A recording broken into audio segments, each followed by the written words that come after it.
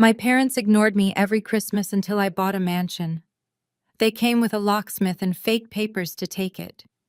They did not know I had filled the dark house with police and reporters waiting for them to break down the door. My name is Savannah, and at 33 years old, I finally learned that the best way to handle a toxic family is to let their own greed destroy them. Before I continue this story, let me know where you are watching from in the comments below. Hit like and subscribe if you have ever had to stand up to family who underestimated your worth. It was December 15th, and the holiday rush at the international airport was absolutely deafening. I stood near gate 24, gripping the handle of my worn leather overnight bag, while holiday music blared over the public address system. A few feet away, my mother Patricia was adjusting her expensive designer scarf and complaining about the crowd. My father Richard was checking his gold watch with an expression of intense impatience. Next to them stood my younger sister Chelsea and her husband Brandon, who were already pointing excitedly toward the entrance of the exclusive first-class lounge. We were supposed to be going on a family ski trip to Aspen. It was a trip I had been told to clear my schedule for months in advance. Instead, Patricia turned to face me with a look of mild inconvenience. She reached into her pristine leather handbag and pulled out a single crisp $50 bill. She held it out to me with a casual shrug that communicated exactly how little I mattered to her. "We only had enough airline miles for 5 tickets to Aspen," she said, her voice completely devoid of any guilt or hesitation. "You understand how these things go, Savannah. Just take a cab home and do not forget to feed the dogs while we are away." I stared at the green bill fluttering between her manicured fingers. I had blocked out 2 entire weeks of my incredibly busy schedule for this trip. I had packed my bags and driven them all to the airport in the freezing early morning hours, and now I was being dismissed like the hired help. Chelsea let out a sharp laugh and looked down at my simple black travel bag. "Plus, your thrift store luggage is kind of embarrassing us right now," she said loudly enough for the people in the adjacent boarding line to hear. "Aspen is a luxury destination, Savannah. You really do not fit the aesthetic. Maybe next year you can save up enough from your little side hustles to buy a regular coach ticket." Brandon chuckled, wrapping an arm around Chelsea and steering her toward the VIP lounge. My father did not even look at me. He just grabbed his sleek silver suitcase and followed them. "See you in 2 weeks," Richard called over his shoulder. "Keep the heat turned down at the house so the bill does not get too high." I stood completely frozen in the middle of the terminal, watching my own family walk away from me. For a moment, the noise of the airport seemed to fade into a dull hum. Any other daughter might have broken down in tears right there at gate 24. Any other person might have begged them to stay or felt crushed by the sheer humiliation of a public discard. But I did not cry. I was far too used to this treatment. I thought back to just a few weeks ago when my father had humiliated me in our childhood home. I had brought over an expensive espresso machine as an early holiday gift, trying to do something nice. Patricia had literally pushed the heavy box off the kitchen counter, claiming they did not have the space for my cheap apartment gadgets. In that exact same breath, Richard had proudly handed Chelsea the keys and a signed deed to a brand new luxury SUV, casually boasting that he had taken out a second mortgage just to pay for it. When I had tried to gently warn them about the insane interest rates on that kind of loan, Richard had turned vicious. He told me not to lecture him on finance just because I flip rundown shacks for a living. He called me a spinster renting a shoebox and a total disappointment to the family image.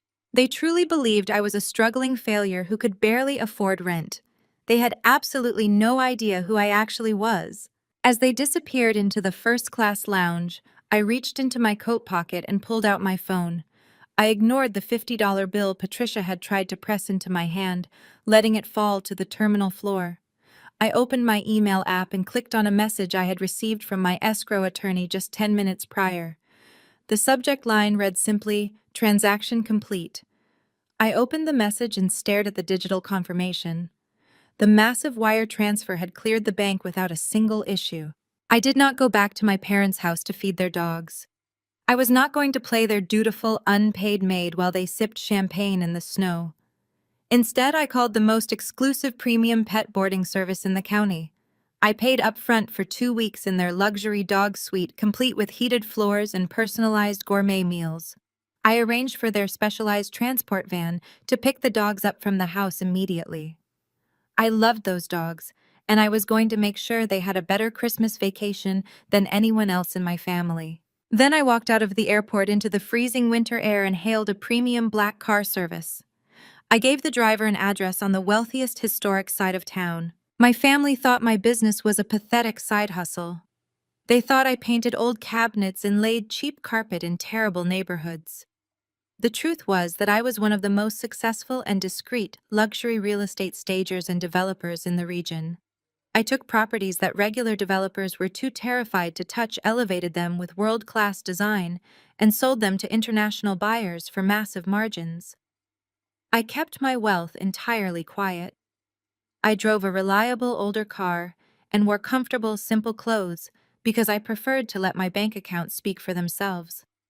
I had built an empire completely under their noses while they drowned themselves in high-interest debt just to look rich. The black car rolled through the winding, snow-covered streets of the historic district.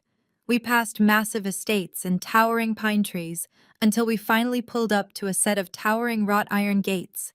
The driver stopped, looking back at me in the rearview mirror. "Miss, this is a private estate," he said. "I know," I replied, stepping out into the snow. I paid the driver generously and walked up to the heavy metal gates. This was the Hawthorne Estate. It was a sprawling, magnificent 15,000 square foot architectural masterpiece built in the late 1800s. It sat on 4 acres of pristine manicured land, featuring a carriage house, an indoor pool wing, and towering stone chimneys. It was listed at $5.2 million. Patricia and Chelsea had been absolutely obsessed with this mansion for decades. They used to drive past these very gates and fantasize about being invited inside for high society charity balls. They considered it the ultimate symbol of wealth and power in our state. I reached into my bag and pulled out a heavy ring of antique brass keys. I slid the largest key into the gate lock and turned it. The heavy iron swung open smoothly. I had not just closed a deal on a new project today. I had purchased the Hawthorne estate entirely in cash. It was completely mine, free and clear. I walked up the long, sweeping driveway, feeling the satisfying crunch of fresh snow beneath my boots. The mansion loomed above me, beautiful and quiet in the winter afternoon. I unlocked the massive solid mahogany front doors and stepped into the grand foyer. The interior was breathtaking. Double sweeping marble staircases framed a massive 3-tiered crystal chandelier that hung from a vaulted painted ceiling. The light caught the intricate details of the historical woodwork. The air inside was still and smelled faintly of expensive floor wax and old money. I walked slowly through the empty, echoing halls, running my hand along the cold, smooth marble banisters. For the first time in my entire life, I felt a deep, profound sense of peace. I was standing in the very house my mother and sister viewed as their ultimate unattainable fantasy, and I owned every single inch of it. I had earned this through years of relentless, exhausting work, while they spent their energy tearing me down. I sat down on the bottom step of the grand staircase, pulling my coat tighter around my shoulders. The house was cold, but I did not mind. I pulled out my phone and opened my social media apps. Sure enough, Chelsea had already posted an update. It was a perfectly filtered, smug selfie of her and Patricia holding champagne flutes inside the first-class airplane cabin. The caption below the photo read, "Family is everything. So sad Savannah could not afford to join us this year, but we are ready for Aspen." I stared at the screen, letting the sheer arrogance of her words wash over me. A slow, genuine smile spread across my face. I opened our family group chat, which included Patricia, Richard, Chelsea, and Brandon. I lifted my phone, angling the camera so that the magnificent sweeping marble staircases and the glittering crystal chandelier of the Hawthorne estate were perfectly visible in the background. I held up the heavy ring of antique brass keys right in front of the lens. I snapped the photo, making sure I looked completely relaxed and unbothered. I attached the image to the family group chat and typed a simple reply. "No worries at all. I was busy closing on my new house anyway." Enjoy Aspen. I hit send. I locked my phone and set it down on the marble step beside me, listening to the profound silence of my new mansion. The war had officially begun, and they had absolutely no idea what they had just started. 3 days of absolute silence felt like a lifetime of healing. Savannah spent her mornings walking the vast, echoing halls of the Hawthorne estate, carrying a mug of black coffee and a clipboard. She was already visualizing the complex restorations. The grand ballroom needed the original hardwood floors meticulously refinished, and the massive crystal chandeliers required specialized cleaning. Her high-end contractors were scheduled to arrive in exactly 48 hours to begin the structural assessments. For the first time in her entire life, she felt completely in control of her own destiny. That delicate serenity shattered precisely at noon. The heavy brass intercom panel mounted on the kitchen wall let out a harsh, piercing buzz. Savannah frowned and set her clipboard down, pressing the video monitor button. There on the small pixelated screen stood Patricia and Chelsea. They were bundled in extravagant fur-lined ski coats, shivering angrily outside the wrought iron gates. The Aspen trip was supposed to last 2 full weeks, but clearly the sheer humiliation of Savannah's text message had dragged them back early. They looked less like family members dropping by for a casual visit and more like an invading army preparing for a siege. Savannah considered leaving them out in the freezing December wind. But she knew Patricia well enough to know she would simply start screaming at the neighbors and causing a massive public scene. Savannah pressed the release button and watched the heavy iron gates slowly swing inward. A black luxury SUV tore up the long, snow-dusted driveway, kicking up gravel and slush, before coming to an abrupt halt near the frozen marble fountain. Savannah pulled her heavy cardigan tight across her chest and stepped out onto the sprawling stone porch. She closed the massive mahogany front door firmly behind her, making sure the heavy latch clicked into place. She intended to keep this conversation exactly where it belonged, outside in the freezing cold. Chelsea jumped out of the passenger seat first, her face red with a mixture of winter chill and pure, unadulterated indignation. Patricia followed closely behind, practically vibrating with entitlement. Neither of them said hello. Neither of them offered a single word of congratulations to Savannah on purchasing the most coveted piece of real estate in the entire county. Instead, Patricia marched directly up the stone steps, her designer boots clicking sharply against the ice. "Move out of the way, Savannah." Patricia commanded, her tone dripping with the exact same dismissive authority she had used at the airport terminal just days prior. Before Savannah could react, Patricia shoved her shoulder hard enough to force her aside, grabbing the heavy brass door handle and pushing her way into the grand foyer. Savannah followed them, inside, her jaw clenching as the freezing winter air rushed into her pristine home. Patricia stood in the dead center of the entryway, slowly rotating to take in the sheer magnitude of the historical estate. Her eyes scanned the sweeping double marble staircases, the hand-painted vaulted ceilings, and the intricate antique woodwork lining the walls. The jealousy radiating from her was a palpable force in the room, but it was instantly masked by a terrifying level of deeply ingrained delusion. "This is absolutely perfect," Patricia announced, her voice echoing loudly off the polished marble floors. "Richard has been desperate for a venue to host his business partners for the annual New Year Gala. The country club was completely booked, but this massive space will do nicely. I will need to bring in my own decorators, of course. Your taste is far too austere for an event of this caliber, and we cannot have our guests thinking we live in a museum." Chelsea was already wandering toward the east wing, peering through the grand archways with a greedy glint in her eyes. "I saw a carriage house out back when we pulled into the driveway," Chelsea said, pointing a manicured finger toward the rear floor-to-ceiling windows.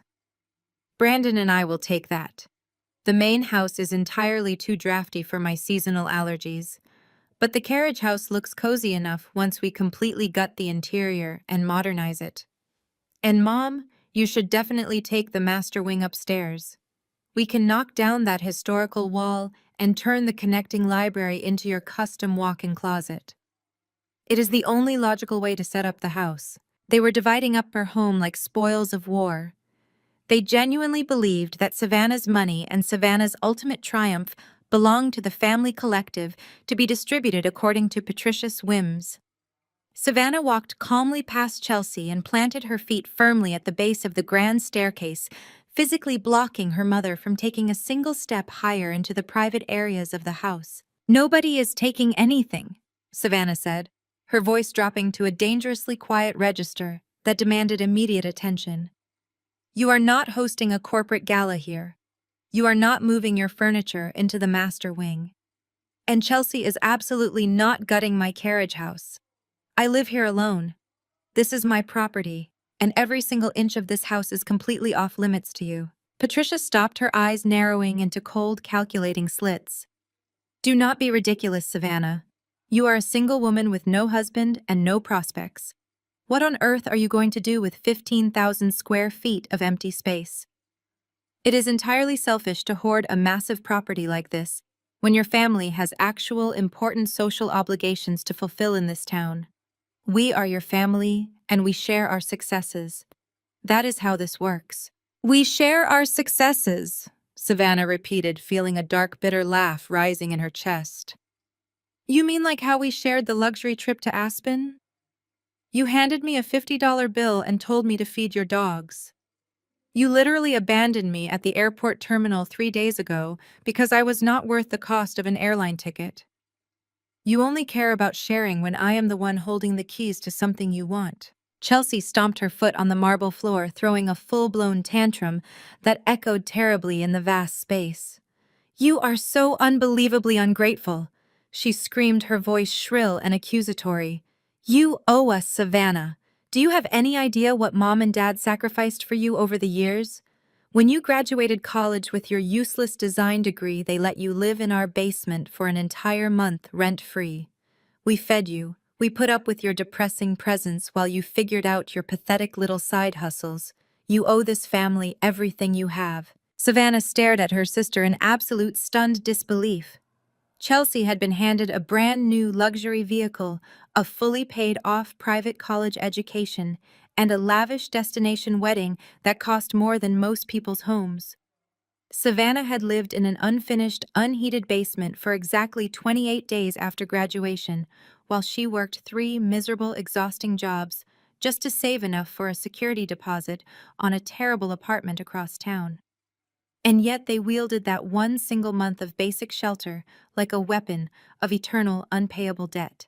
"I paid for my own groceries," Savannah replied, her voice remarkably steady and unyielding.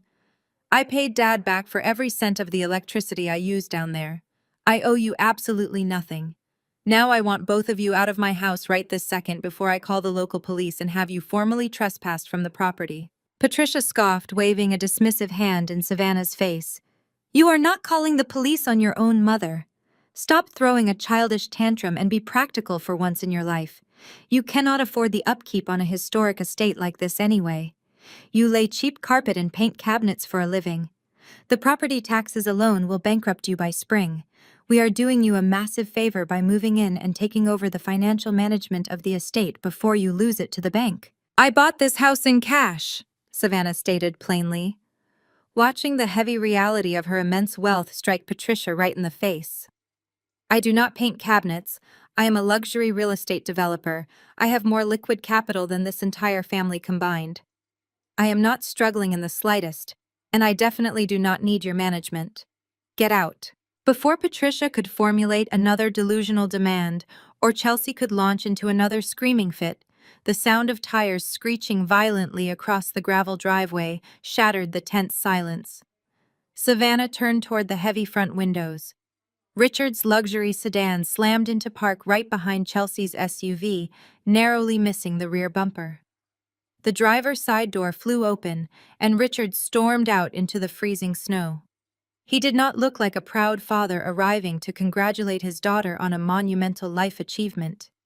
His face was a dark, rigid mask of pure, unadulterated fury. He marched up the stone steps, taking them 2 at a time, his heavy, expensive wool coat billowing behind him in the winter wind.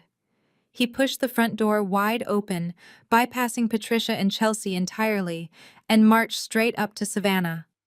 He lifted a thick manila legal envelope and slammed it down onto the polished surface of the antique entryway table with a resounding, terrifying crack. "You are not keeping this house!"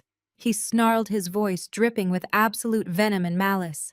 "You think you are so incredibly smart, Savannah. You think you can just hide a massive fortune from the people who raised you and fed you and humiliate your sister in front of the whole family right before the holidays. You think you can just buy the biggest house in town and lock us out?" Savannah glanced down at the thick manila envelope and then back up to her father's furious red face. "I bought this property with my own money," she said, refusing to back down a single inch under his towering presence. "My name is the only name on the recorded deed. It is my house, and there is nothing you can do about it." Richard leaned in dangerously close, his breath smelling of stale coffee and blind, arrogant rage. "You are dead wrong," he hissed, tapping a heavy finger against the legal envelope. "According to this legally binding promissory note, you owe my commercial development company $800,000. You borrowed that money against our family business years ago to fund your little projects, and you never paid a single cent back. I am placing a strict legal lien on this property today. You will not be able to renovate a single room, hire a single contractor, or move a single piece of furniture until my company is paid in full." Savannah felt a sudden cold chill radiate through her chest that had nothing to do with the winter air blowing through the open front door. She had never borrowed a dime from her father's business. She had never signed any promissory note. She knew exactly what he was doing in that terrifying moment. He was manufacturing a fraudulent weapon to destroy the very foundation of her newly built life. The war had escalated from petty family jealousy into full-blown financial sabotage, and her father was holding the match. Savannah did not flinch as her father slammed his fist against the entryway table. She reached out with a steady hand and pulled the thick, crisp paper from the manila envelope. Her eyes scanned the dense legal jargon, the notarized stamps, and the bold financial figures printed across the top. The document claimed she owed his commercial development company exactly $800,000. But it was the account number listed at the bottom of the page that made her stomach tighten. It was a routing number she had not seen in over a decade. It belonged to a dormant basic student checking account she had opened when she was 18 years old. Richard had co-signed on that account because she had been a teenager. He had clearly never removed his name, and now he was weaponizing that archaic piece of paper. He was using an ancient technicality and his deep corrupt connections at the local regional bank to cross-collateralize her assets. By attaching this fabricated debt to her name, he had triggered an automatic security freeze on her primary business operating accounts. Richard knew exactly what he was doing, and he knew her schedule intimately. He knew that an elite crew of specialized high-end contractors was scheduled to arrive at the Hawthorne estate in exactly 48 hours. They were booked to tackle the massive restoration of the grand ballroom. If Savannah could not wire their hefty upfront deposits by the end of the business day, they would walk off the job and her entire renovation timeline would collapse. "You really think this will work?" Savannah asked, her voice betraying absolutely no panic. "It already has." Richard sneered, his face still flushed with winter cold and arrogant victory. "Your business accounts are locked tight. You cannot move a single dollar. You cannot pay your precious contractors. You are entirely paralyzed until you sign this property over to me to clear your fabricated debt." Savannah did not waste her breath arguing. She simply turned her back on her father, her mother, and her sister, and walked down the long hallway toward the estate's private study. She locked the heavy oak door behind her, shutting out their loud, triumphant voices. She pulled out her phone and immediately dialed her corporate attorney, Mr. Dalton. The phone barely rang twice before he answered. Savannah explained the situation in rapid, precise sentences. She detailed the forged promissory note, the dormant joint student account, and the sudden freeze on her corporate funds. Over the speaker, Dalton let out a sharp, frustrated sigh.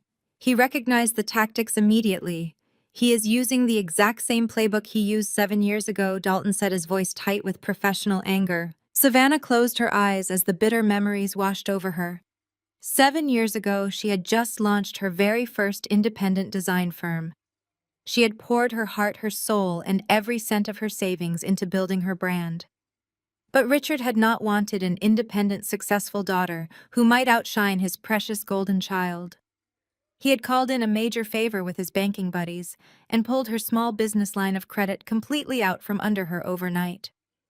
The sudden financial sabotage had bankrupted her young startup within weeks.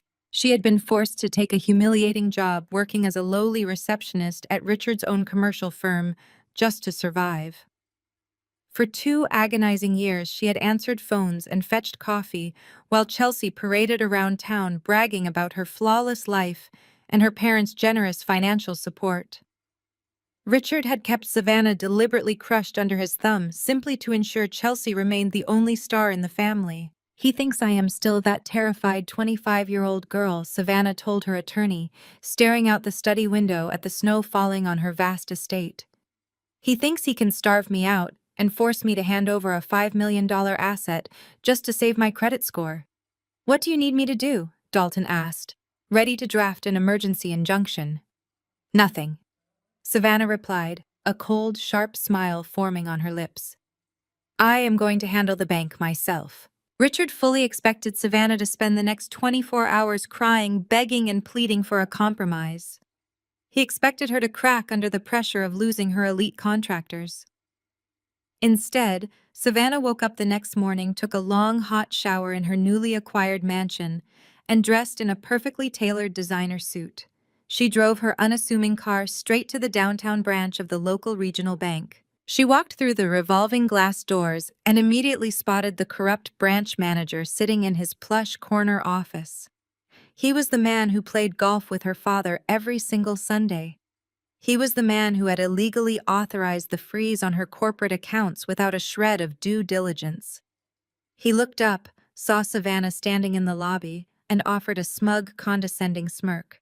He clearly expected her to walk into his office and beg for mercy. Savannah did not even look in his direction.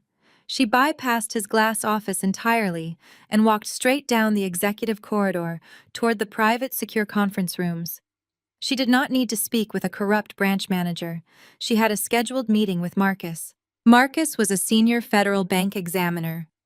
3 years ago, Marcus had been facing severe financial ruin due to a messy divorce and a depreciating home he could not sell. Savannah had stepped in completely off the record and staged his property using her high-end inventory. She had transformed his unsellable house into a bidding war dream and saved his family from total bankruptcy. Marcus had never forgotten that favor. Savannah walked into the conference room and placed the forged promissory note directly on the polished mahogany table. She showed Marcus the paperwork proving the debt was tied to a dormant teenage checking account. She then showed him the digital notifications proving the branch manager had illegally used that ancient personal account to freeze her entirely separate corporate business entities. Marcus adjusted his glasses and reviewed the documents. The color drained from his face as he realized the sheer magnitude of the banking violations sitting right in front of him. "This is a massive breach of federal banking regulations," Marcus said, his voice deadly serious. "He illegally cross-collateralized unrelated corporate assets based on an unverified personal note." "Can you lift the freeze?" Savannah asked, her tone calm and professional. "I can do much more than that," Marcus replied, reaching for his secure laptop. "I am lifting the freeze on your business accounts immediately, and I am officially flagging this branch manager for a comprehensive federal audit. Your father and his banking buddy are about to have a very terrible week." Savannah thanked him and walked out of the bank. She did not look at the branch manager as she left, but she could see the panic setting in as federal agents began arriving at his office doors. She climbed back into her car, feeling a massive surge of justified victory. But she was not going to rely solely on local banks ever again. While sitting in the driver's seat, she opened a secure encrypted application on her phone. She accessed a highly diversified offshore financial portfolio she had been quietly building for years.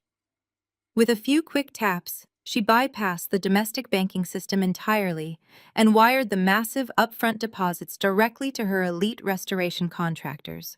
The money cleared instantly, Her crew was paid in full before they even packed their trucks. Savannah drove back to the Hawthorne estate, feeling the warm glow of absolute triumph. She had beaten her father at his own cruel game. She had protected her business, exposed his corrupt connections, and secured the future of her grand renovation. As she turned her car onto the winding snow-covered street of the historic district, she looked toward the towering wrought iron gates of her property. A fleet of heavy restoration trucks was already parked along the sweeping driveway. Men in thick winter work coats were carrying heavy equipment scaffolding and massive rolls of protective flooring toward the house. The operation was running with perfect, flawless efficiency. Savannah parked her car near the frozen marble fountain and stepped out into the crisp winter air. She felt a deep sense of pride as she walked up the stone steps ready to greet the foreman and review the architectural blueprints for the ballroom. She reached the top of the stairs and walked toward the newly restored solid mahogany double doors.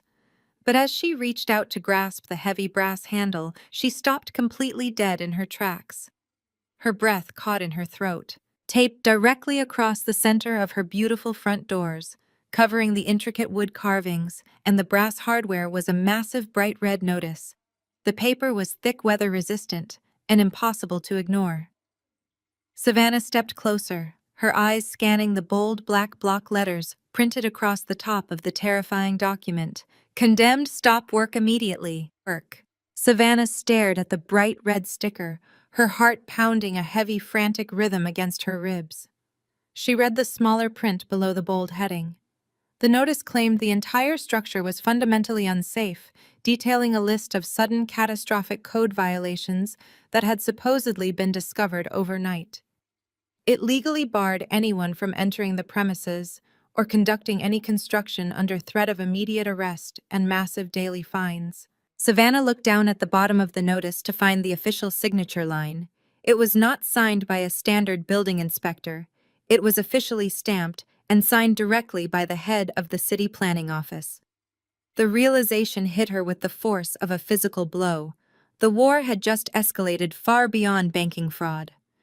Her family was using every corrupt connection they had to destroy her sanctuary. Savannah reached out and ran her gloved fingers over the raised red lettering of the condemned notice taped to her front door.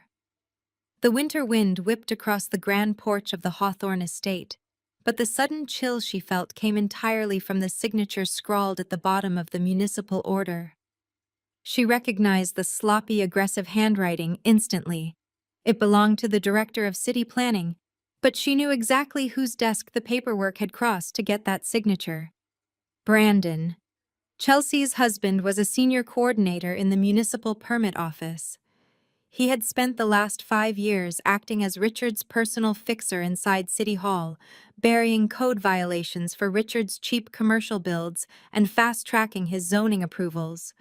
Now Brandon was weaponizing his municipal authority to completely paralyze Savannah's estate. The foreman of the restoration crew stepped up onto the porch holding a thick stack of architectural blueprints. He took one look at the bright red sticker and let out a heavy, frustrated sigh. Savannah, I cannot legally send my men inside, he said, his voice tight with professional regret. If that stop work order is active and we cross that threshold, Brandon will send municipal police to arrest my entire crew for criminal trespassing and code violations. They will seize our tools and revoke our commercial licenses. I cannot risk my business. Savannah did not argue. She knew the foreman was right. Brandon had engineered a flawless bureaucratic trap. She turned to the crew and told them to pack their equipment and stand by for further instructions while keeping them fully on the payroll. As the heavy work trucks began to slowly back down the snow-covered driveway, Savannah's cell phone began to vibrate violently in her coat pocket. It was not a single call. It was a rapid, continuous stream of notifications, buzzing so fast the device grew warm in her hand. She pulled the phone out and swiped across the screen. Her notifications panel was flooded with hundreds of messages from local community members, high society acquaintances, and other real estate developers in the area. They were all sending her links to the same social media broadcast. Savannah clicked the top link, and her screen immediately filled with a live video of her sister. Chelsea was sitting in the lavish living room of their parents' house, perfectly framed by the towering, professionally decorated Christmas tree. She was wearing a beige cashmere sweater, looking intentionally disheveled to project an image of profound emotional distress. Her makeup was expertly applied to look as though she had been crying for hours. Chelsea stared directly into the camera lens, letting out a shaky, rehearsed breath before she began to speak to the thousands of local followers tuning into the live broadcast. "I never thought I would have to make a video like this," Chelsea said, her voice trembling with manufactured heartbreak. "But my family is in absolute crisis right now, and the truth needs to come out before she hurts anyone else. My sister Savannah has been lying to everyone in this town. You all know my parents have worked tirelessly for decades to support our community. What you do not know is that my grandmother left a private medical trust fund meant to care for our aging relatives." Chelsea paused, lifting a perfectly manicured hand to wipe a fake tear from her cheek. She leaned closer to the camera, her voice dropping into a dramatic, devastated whisper. "Savannah drained the entire account. She stole millions of dollars from her own family right before Christmas to buy the Hawthorne estate in cash. My parents are absolutely devastated. They are facing complete financial ruin because they trusted her. We are fighting to get the money back to care for our grandmother, but Savannah has locked us out and is trying to destroy the property. Please do not support her business. She is a fraud and a thief." Savannah watched the broadcast with cold, calculating precision. She watched the comments flood the screen in real time. Local socialites who had smiled in Savannah's face just last week were typing vicious, hateful messages. They were calling her a monster, a criminal, and a disgrace to the community.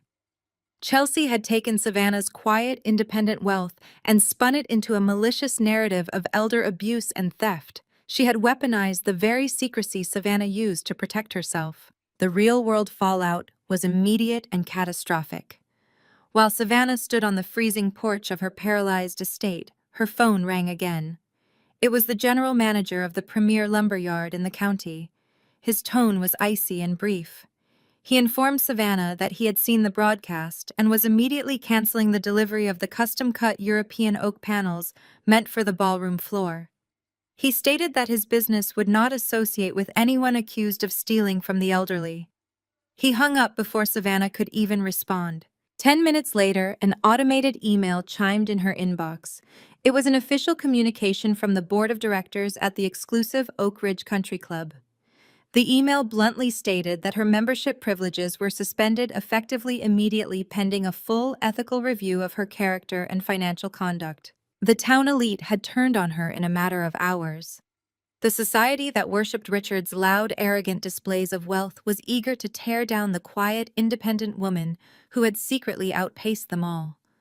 Savannah walked slowly down the stone steps and climbed into the driver's seat of her car. The heater blasted warm air against her frozen hands, but her mind was entirely focused on strategy. Her phone chimed with a new voicemail notification. She pressed play, and Patricia's smug, arrogant voice filled the quiet cabin of the car. The tone was completely devoid of the heartbreak Chelsea had just portrayed on camera. It was the voice of a predator who believed she had just cornered her prey. "Well, Savannah, I hope you are enjoying your new house," Patricia sneered over the recording. "You really overplayed your hand this time.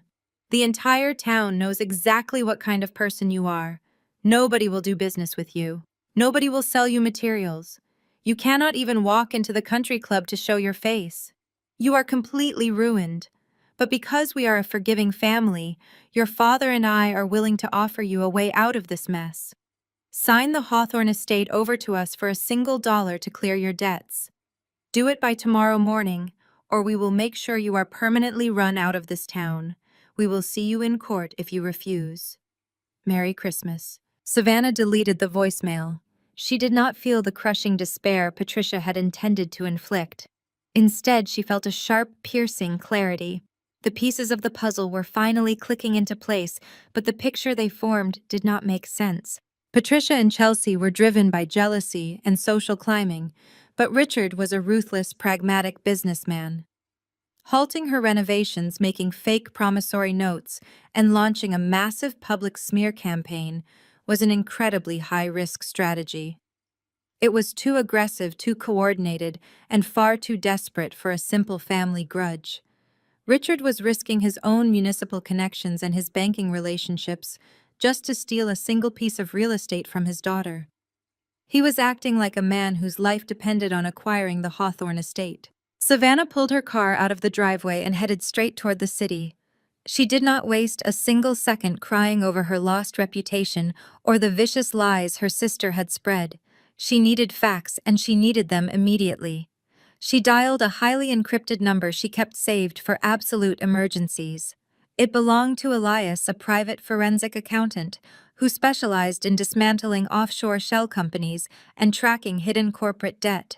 Elias was ruthless, brilliant, and incredibly expensive. Savannah parked her car in a discreet underground garage downtown and met Elias in a secure private office. She handed him the forged promissory note Richard had used at the bank, the municipal stop work order signed by Brandon, and a list of Richard's primary commercial development holding companies. "I need you to tear his entire corporate structure apart," Savannah instructed, her voice dropping to a low, intense pitch. "Look past the public filings and dig into the private mezzanine debt. Look at his recent municipal permits and track where his liquid capital has gone over the last 36 months. He is acting like a drowning man grabbing for a life raft. I need to know exactly what is pulling him under and why he needs my $5 million house to survive." Elias took the documents, his eyes scanning the signatures with professional interest. He nodded slowly, tapping his pen against the desk. "Give me 12 hours, he said simply. "I will follow the money." Savannah spent the rest of the day in absolute quiet preparation. She ignored the hundreds of hateful messages pouring into her social media accounts. She ignored the endless calls from local gossips trying to pry for details. She returned to the Hawthorne estate under the cover of darkness. The massive house sat completely silent and dark against the snowy landscape entirely frozen by Brandon's municipal order. She unlocked the side door and walked into the pitch-black kitchen. She did not turn on the main lights, knowing her family might have someone watching the property. She brewed a pot of black coffee by the light of a small desk lamp and spread the ballroom blueprints across the vast marble island. She was not backing down. She was going to restore this house even if she had to tear her father's empire down to the studs to do it. The grandfather clock in the hallway chimed midnight. The estate was dead quiet. Then Savannah's cell phone vibrated violently against the marble countertop, shattering the silence. The caller identification displayed Elias.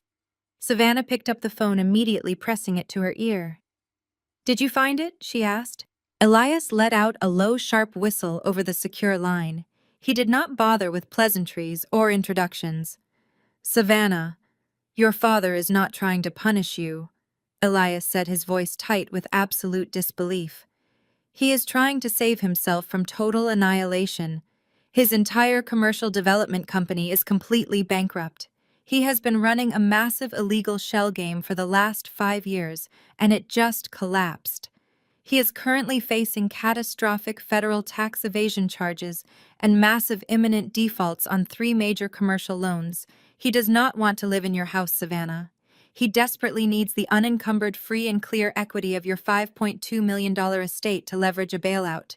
If he does not secure that asset immediately, he is going to federal prison." Savannah stood in the dark kitchen holding the phone as the incredible truth washed over her. Her father was not attacking her out of simple greed. He was fighting for his actual freedom, and he was perfectly willing to destroy his own daughter to save himself. Savannah smiled in the darkness, her eyes locked on the blueprints. The game had just changed, and she held the winning hand.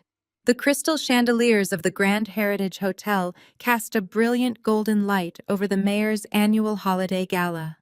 Savannah handed her heavy wool coat to the valet and paused in the grand lobby to smooth the fabric of her dress. She wore a custom-tailored emerald green gown that draped flawlessly across her figure, projecting an aura of quiet, untouchable power. She did not look like a woman whose construction site had just been slapped with a municipal stop work order. She did not look like a woman whose family had spent the last 48 hours trying to publicly destroy her reputation. She looked like a conqueror. Armed with the terrifying knowledge of her father's impending federal tax evasion charges, Savannah felt an absolute chilling sense of calm. Richard was not a mastermind playing a long game of real estate dominance. He was a cornered animal staring down the barrel of a federal prison sentence, desperately trying to steal her $5 million asset to leverage his way out of bankruptcy. Knowing the truth had completely neutralized the fear her family had always relied upon to control her.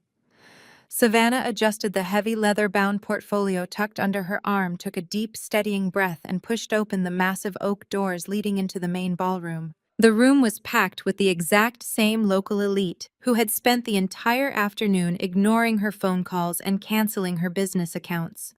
A string quartet played softly in the corner, while waiters in crisp white jackets circulated with silver trays of champagne.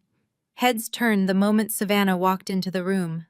Whispers rippled through the crowd of men in tailored tuxedos and women draped in expensive diamonds. The socialites who had watched Chelsea's weeping Instagram broadcasts stared at Savannah with open hostility. Savannah kept her chin high and her expression entirely placid. She navigated the sea of judgmental stares with the effortless grace of someone holding the winning hand in a high-stakes game. Near the center of the ballroom, beside a towering swan, carved entirely from ice, Savannah spotted her targets. Patricia and Chelsea had intentionally positioned themselves directly next to Mayor Harrison, holding the most powerful man in the city hostage in a circle of manufactured tragedy. Chelsea wore an ostentatious pure white silk gown that looked far more appropriate for a bridal runway than a holiday charity event. She stood with her arms crossed, looking deeply aggrieved. Patricia clutched a crystal goblet of dark red wine, leaning in close to the mayor with a perfectly practiced expression of maternal sorrow. Savannah moved silently through the crowd, stopping just behind a large marble pillar to listen. Patricia was laying it on incredibly thick. "It is just so tragic, Mayor Harrison." Patricia sighed, placing a delicate hand over her heart. "We tried our absolute best to raise her with strong family values, but to manipulate her own elderly grandmother, to drain a private medical trust fund just to buy a piece of historic property she cannot even afford to heat. It has torn our entire family apart right before the holidays. We are simply devastated." The mayor looked appropriately sympathetic, nodding politely while holding his own glass of sparkling water. "Elder abuse is a terrible thing, Patricia. I had absolutely no idea Savannah was capable of such profound deceit. The city takes these matters very seriously." Savannah stepped out from behind the marble pillar and walked directly into their tight circle. "Good evening, Mayor Harrison," Savannah said, her voice smooth, professional, and entirely devoid of the defensive anger Patricia clearly expected to provoke. The mayor startled, taking a quick step backward. Patricia and Chelsea froze, their eyes going wide with genuine shock. They had fully believed their vicious social media smear campaign would keep Savannah hiding in shame at her condemned estate. Instead, she was standing right in front of them, outshining them both in the center of the most exclusive event of the year. "Savannah," the mayor said, his tone suddenly stiff and heavily guarded, "I was just speaking with your mother about the incredibly unfortunate situation regarding your grandmother's finances." Savannah smiled a warm, genuine smile that completely disarmed the older man. "My mother has a truly remarkable and active imagination, Mayor Harrison. But I am actually here tonight on official city business." Savannah held out the sleek, heavy leather-bound portfolio she had carried into the room. The mayor looked at it hesitantly before reaching out to take it. "I wanted to personally present the preliminary architectural blueprints for the Hawthorne estate." Savannah continued, ensuring her voice carried clearly to the wealthy guests standing nearby. "As you know, the property is massive, and I have absolutely no need for 15,000 square feet of personal living space." She paused, letting Patricia and Chelsea hang on her every word. "I am converting the entire east wing and the rear carriage house into a state-of-the-art battered women's shelter. It will be fully funded, staffed, and operated by my development agency. We are officially calling it the Hawthorne Haven." The mayor opened the heavy leather portfolio. Inside were beautiful, highly detailed watercolor renderings of the proposed shelter, complete with therapeutic gardens, secure childcare facilities, and dedicated job training centers. The stiff, guarded look vanished from his face, instantly replaced by sheer, unadulterated awe. "Savannah, this is incredible!" Mayor Harrison breathed, running his finger reverently over the detailed blueprints. "This is exactly the kind of philanthropy our city desperately needs right now. You said this is fully funded by your agency." Savannah nodded, keeping her eyes locked on the mayor. "Every single dime. The capital is already secured in a dedicated, irrevocable trust. We are ready to begin the structural restorations the moment your permit office clears our paperwork." The mayor looked up from the portfolio and turned his gaze toward Patricia. His expression shifted rapidly from awe to profound confusion, and then to mild, undeniable disgust. "Patricia, you just stood there and told me your daughter stole money to buy a personal mansion to hoard her wealth. This is a multi-million-dollar charitable initiative. This is a monumental historical gift to our city." Patricia opened her mouth to speak, but no sound came out. She sputtered, searching desperately for a lie that could counter the hard physical evidence sitting in the mayor's hands.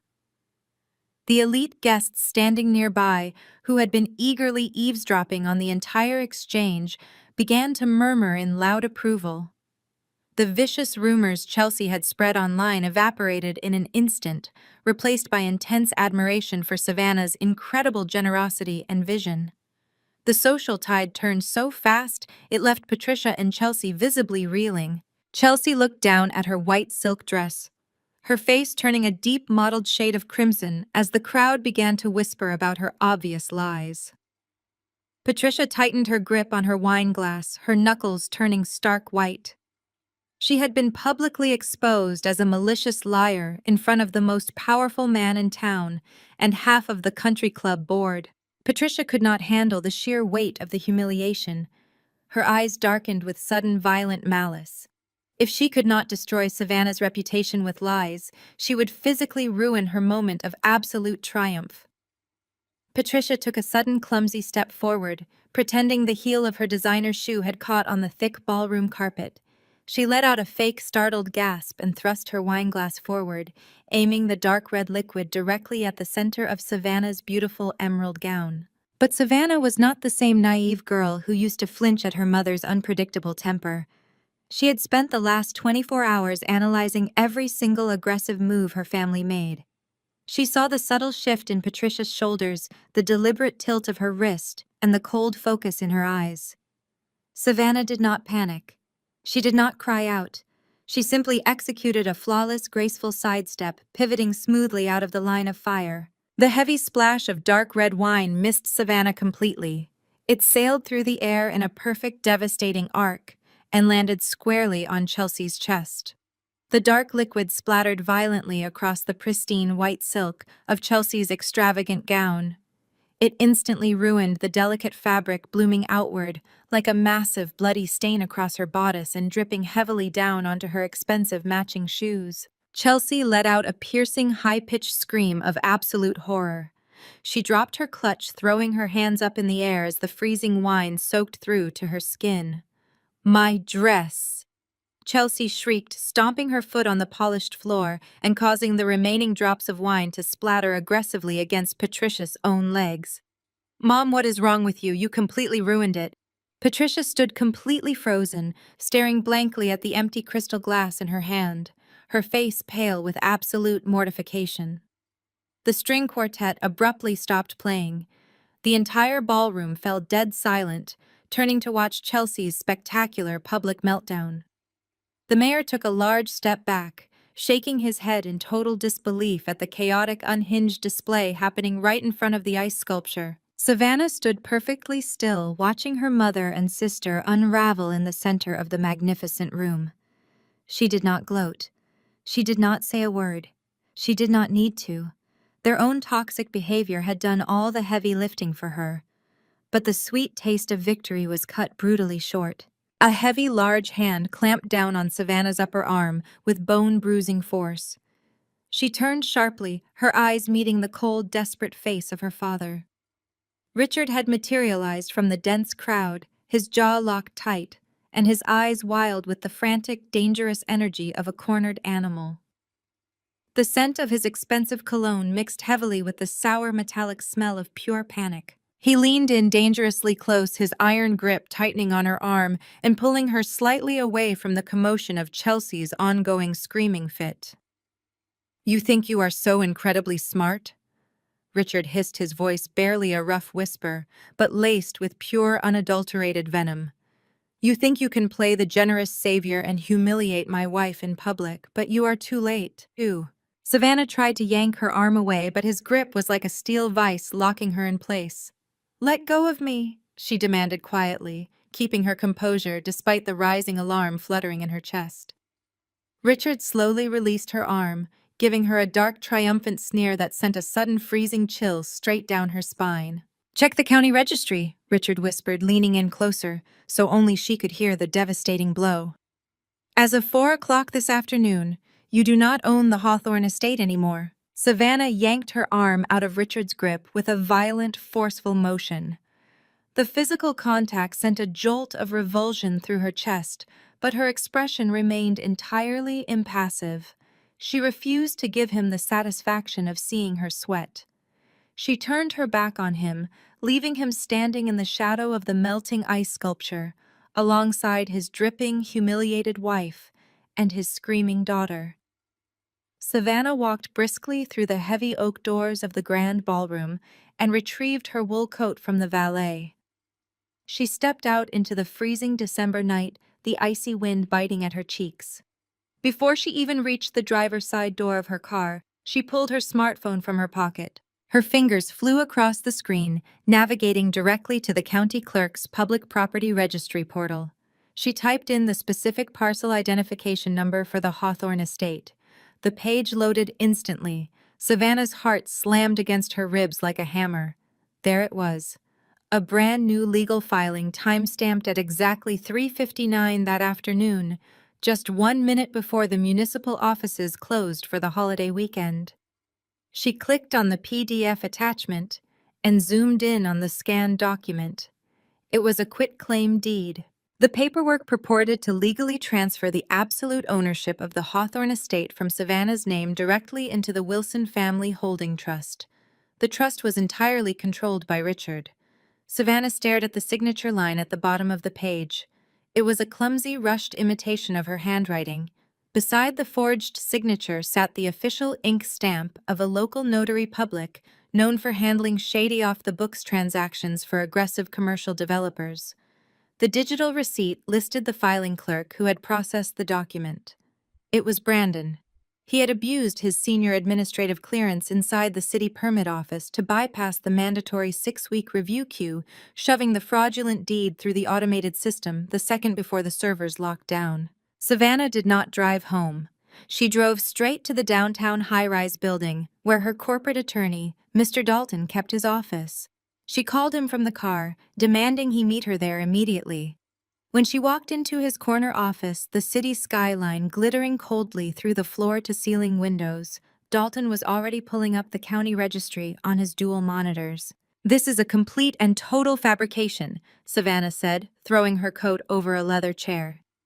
"I never signed that document. I have never even met that notary.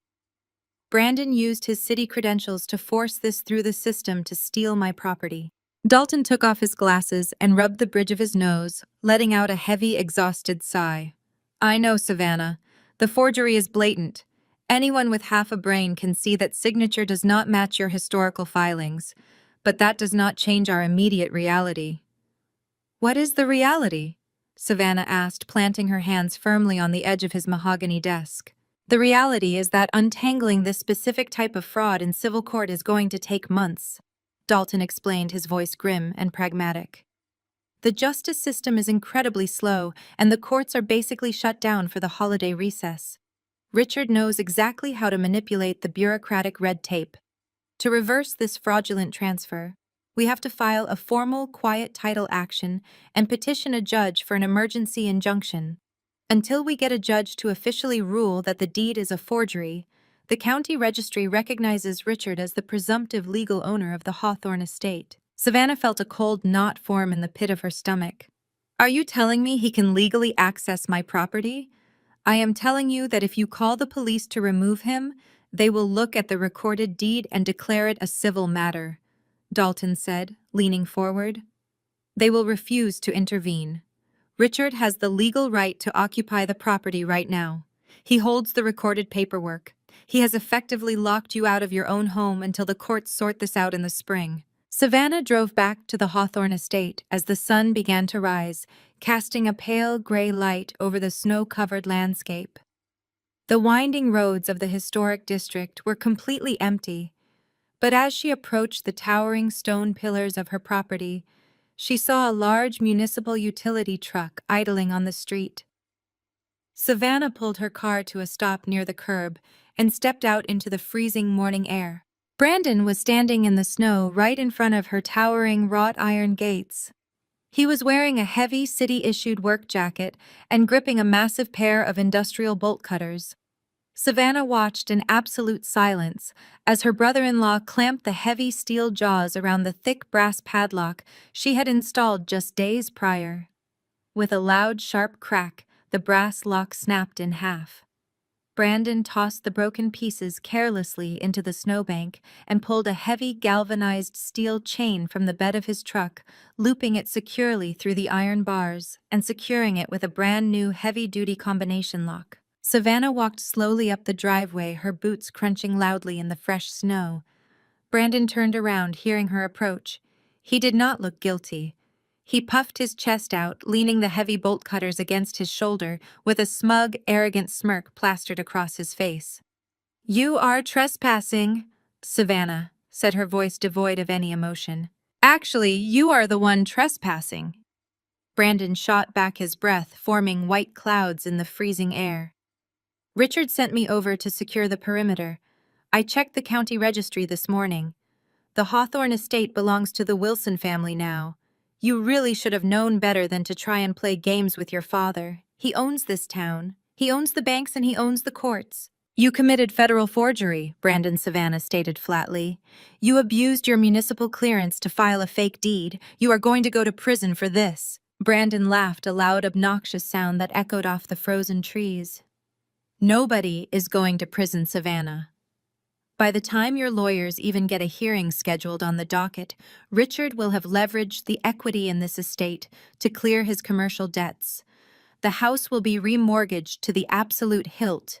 You will spend the next 5 years paying legal fees just to win back a property that is completely underwater." He took a step forward, his smirk widening into a nasty grin. "You have 24 hours to get your junk out of the carriage house before we move our furniture in. The law is on our side now. Do not make us call the police to throw you out." Savannah stood in the snow, staring at the man who had helped her family steal her ultimate triumph. Any other person would have screamed. Any other person would have threatened violence or broken down in tears at the sheer magnitude of the injustice. But Savannah was not operating on emotion. The conversation with her forensic accountant echoed perfectly in her mind. Richard was not strong.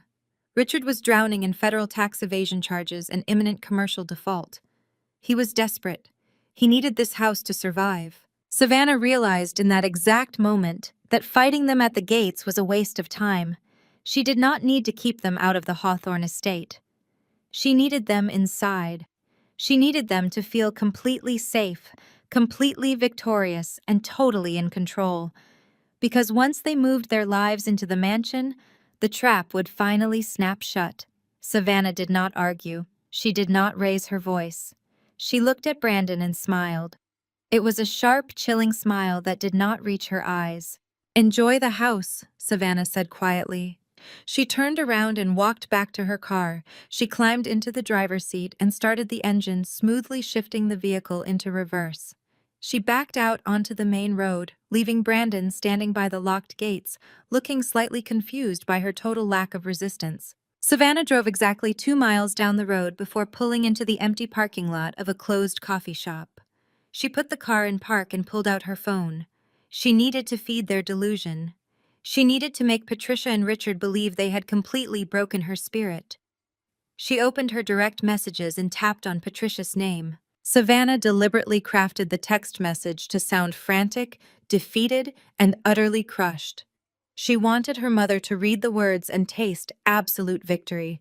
"You win," Savannah typed, her fingers flying across the screen. "I cannot afford a massive legal battle dragging on for months. I am completely out of money and I am out of options. I am flying to Europe tomorrow morning to escape this nightmare. The house is empty." Savannah stared at the screen for exactly 3 seconds before she hit send. The message delivered instantly. She dropped the phone onto the passenger seat and put the car back into drive. She was not going to Europe. She was going to war. Savannah watched her rearview mirror intently as she navigated the winding snow-packed roads leading away from the Hawthorne estate.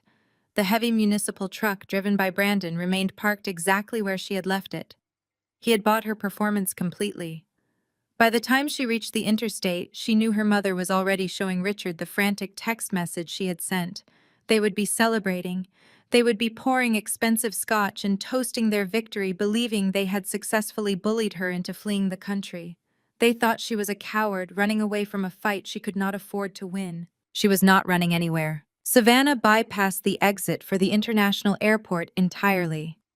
She merged onto the southbound highway and drove toward the derelict industrial sector on the edge of the city limits. She pulled her car into a subterranean concrete parking structure hidden beneath an abandoned strip mall. The lot was completely deserted, except for a single unassuming gray sedan parked in the darkest corner of the lowest level. Savannah parked her car right next to it, cut her engine, and stepped out into the freezing damp air of the garage. The passenger door of the gray sedan swung open.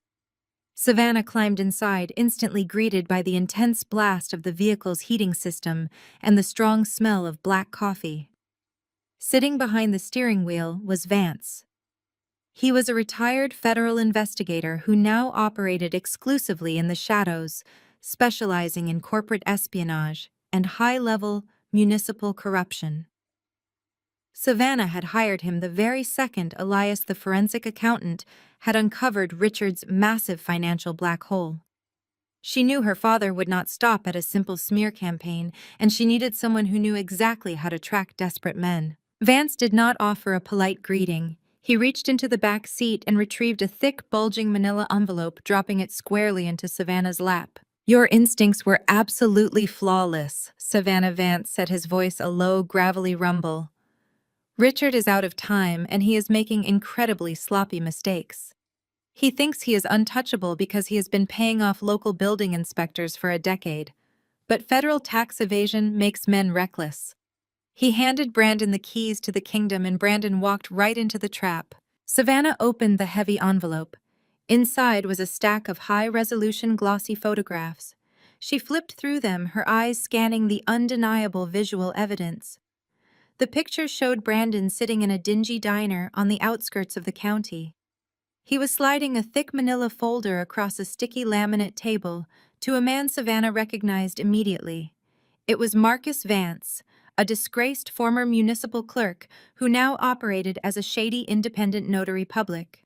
Marcus was infamous in the local real estate community for backdating documents and looking the other way when signatures did not quite match. The photographs clearly displayed the forged quitclaim deed resting on the diner table between their coffee cups. Savannah could see the bright red stamp of Marcus Vance's official notary seal pressing down onto the fraudulent paperwork. Vance reached forward and tapped the digital screen mounted on his dashboard. "The photos are just the appetizer, Savannah. The main course is the audio. I had a parabolic microphone pointed directly at their booth from a maintenance van parked across the street. Listen to exactly how your family conducts business." He pressed play. The recording started with the muffled background clatter of silverware and diner chatter, before Brandon's arrogant voice cut through the static with crystal clarity. "Richard needs this filed today." Marcus Brandon's recorded voice sneered over the speakers.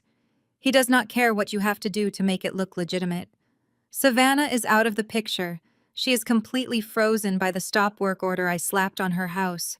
Just stamp the damn paper so I can bypass the permit queue and force it into the county registry before the holiday lockdown." A nervous, raspy voice replied.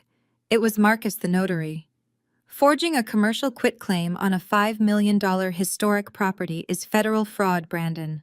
If Savannah brings a forensic handwriting expert into civil court, we are all going to federal prison. The signature looks rushed. You do not need to worry about civil court, Marcus. Brandon snapped back, his voice dripping with condescension. Savannah does not have the stomach for a fight. Richard and Patricia have completely destroyed her reputation in town. Nobody will lend her a dime to hire a litigation team. Besides, by the time she even realizes what happened, Richard will have drained the equity. He is paying you $50,000 in cash the second the mezzanine loan clears on the 26th. I am getting $100,000. Do you want the money, or do you want to keep notarizing used car titles for minimum wage? The recording captured the distinct heavy thud of Marcus stamping the fraudulent deed. The audio file clicked off, plunging the car back into the heavy silence of the underground garage. Savannah stared at the blank digital screen on the dashboard. Her own brother-in-law was openly bragging about stealing her property for a $100,000 payout. Her father was funding a criminal conspiracy to forge legal documents. They were casually plotting to ruin her entire future over greasy diner coffee. She felt a sharp, piercing spike of adrenaline rush through her veins. "There is more," Vance said, breaking the silence. He pulled a printed email manifest from the sun visor and handed it to her. "I intercepted the communication between Richard and a private commercial moving company located 2 counties over. He did not use a local crew because he knows you have connections with all the contractors in this city." Savannah scanned the printed manifest. The details laid out on the page were staggering in their sheer audacity. Richard had contracted 3 massive commercial box trucks. The reservation was secured with a non-refundable cash deposit. "Look at the scheduled arrival time," Vance instructed, tapping a thick finger against a highlighted row on the paper. Savannah read the timestamp and felt her breath catch in her throat. The moving trucks were scheduled to arrive at the Hawthorne estate on Christmas Eve at exactly 10 o'clock at night. "Richard is planning a physical occupation," Vance explained, his tone entirely clinical. "He knows the fraudulent deed gives him a thin veneer of presumptive legal ownership, but he also knows you could theoretically file a quiet title action and tie up the property in civil litigation for months. He cannot afford to wait months, Savannah. He has massive balloon payments due to the federal government by the end of the year. He needs that $4 million equity loan immediately." Savannah nodded slowly, piecing the brutal strategy together. "If he physically occupies the house and changes all the locks, he establishes immediate residency. If I call the police to kick him out, the police will see his recorded deed, see his furniture inside the house, and declare it a civil dispute.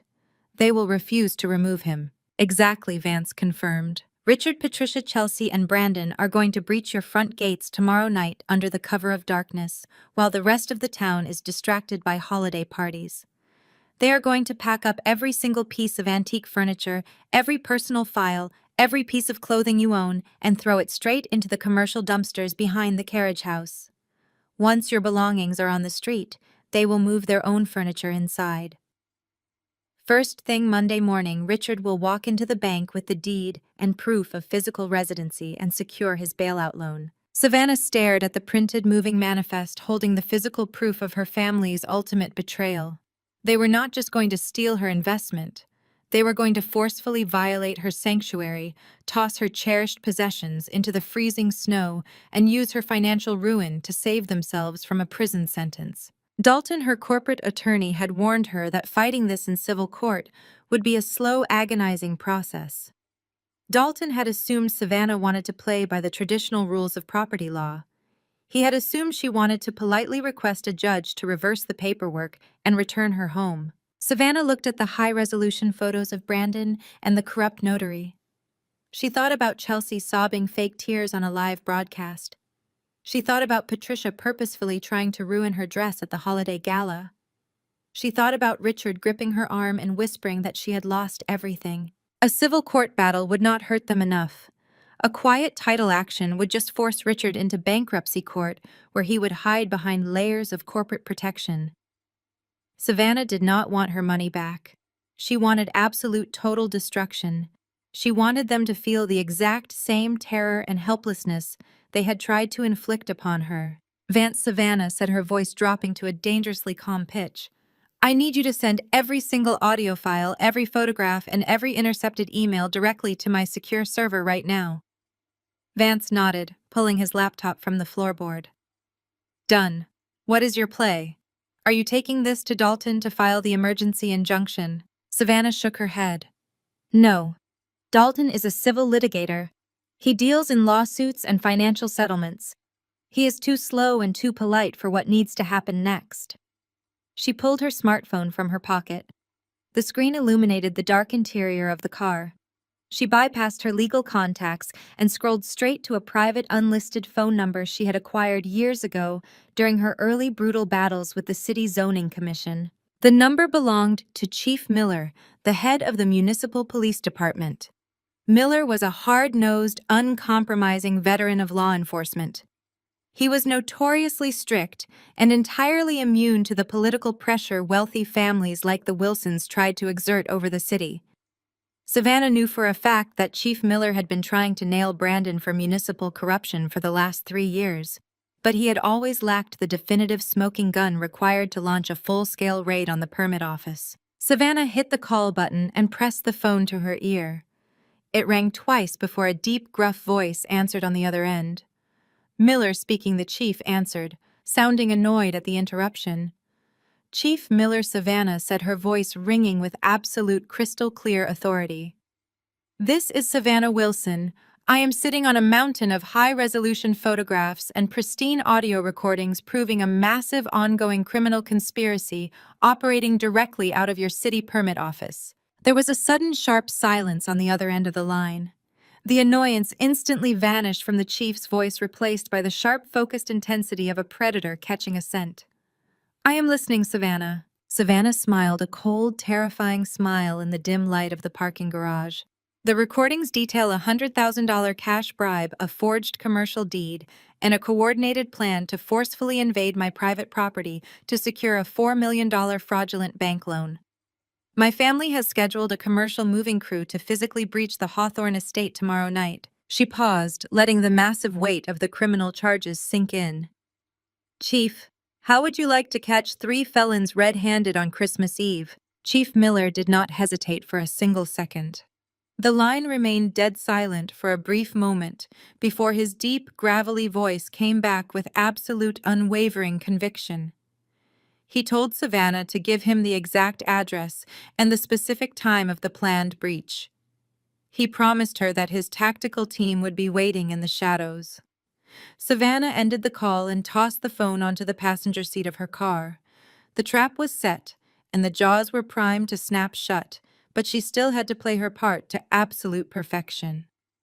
Richard was desperate, but he was not stupid. He would be watching her movements, waiting for confirmation that his brutal intimidation tactics had worked. She had to give him exactly what he wanted to see. Savannah put her car in gear and drove directly to the international airport. The holiday traffic was a nightmare of stressed travelers and flashing brake lights. But Savannah navigated the chaos with cold, calculating efficiency. She parked in the long-term garage and pulled a massive, heavy suitcase from her trunk. She had packed it full of old winter coats and heavy hardcover books just to give it the appropriate weight of a long international trip.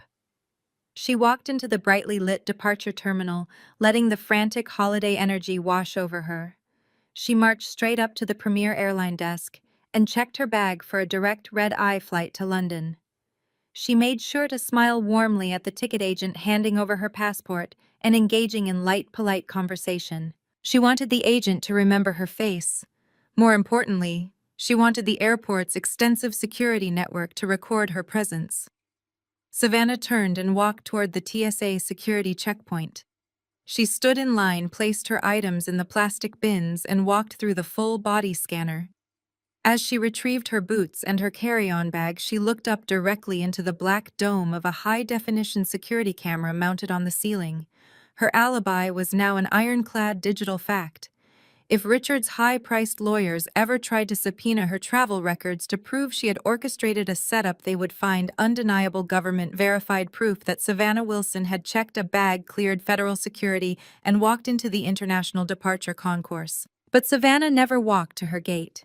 The moment she was out of sight of the main security hub, she slipped quietly into a large, crowded family restroom near the food court. She stepped into a private stall and quickly went to work. She stripped off the expensive tailored wool coat she had been wearing and shoved it deep into her carry-on bag. She pulled out a nondescript black hooded sweatshirt, a dark pair of denim jeans, and a plain black beanie. She pulled the beanie down low over her forehead, hiding her distinctive blonde hair. She traded her recognizable designer boots for a pair of scuffed black running shoes. When she emerged from the restroom, she looked entirely different. She blended perfectly into the exhausted sea of delayed travelers. Savannah kept her head down and bypassed the departure gates entirely. She navigated her way through a series of service corridors and exited the secure zone through the lower-level baggage claim doors, stepping out into the freezing night air on the arrivals curb. She walked 2 blocks to an off-site car rental agency and used a corporate credit card registered to a subsidiary shell company to rent a dark, gray, unassuming sedan. She climbed into the driver's seat, turned the heater on blast, and headed back toward the city limits. She parked the rental car on a dark residential street, nearly a mile away from the Hawthorne estate. She needed to deliver the final piece of the illusion. Savannah pulled her smartphone from her pocket and opened her photo gallery. She scrolled back several months to a picture she had taken during a previous business trip. It was a beautiful high-resolution shot of a commercial airplane wing cutting through a sea of fluffy white clouds with a bright blue sky above. She uploaded the photo directly to her public Instagram story. She typed out a caption ensuring the tone was exactly what her mother and sister would expect to see from a defeated, broken woman running away from her problems, leaving the toxicity behind, taking a much-needed break across the pond. Savannah hit publish. She did not close the application. She sat in the dark, freezing car and watched the viewer count slowly begin to tick upward. It took exactly 4 minutes for the bait to be taken. A notification popped up showing that Chelsea's known burner account had just viewed the story. Savannah smiled a sharp, predatory smile in the darkness of the rental car. Chelsea was undoubtedly taking a screenshot right this very second and sprinting down the hallway to show Patricia and Richard. They would see the post. They would see her frantic text message. They would check the airline flight status and see that the plane to London was actively boarding. They would completely believe they had won. Savannah turned off her location tracking, disabled her cellular data, and powered the device down completely. She slipped out of the rental car and began the long, cold walk through the woods toward the back of the Hawthorne estate. The snow was falling heavily now, coating the ground in a thick, pristine layer of white.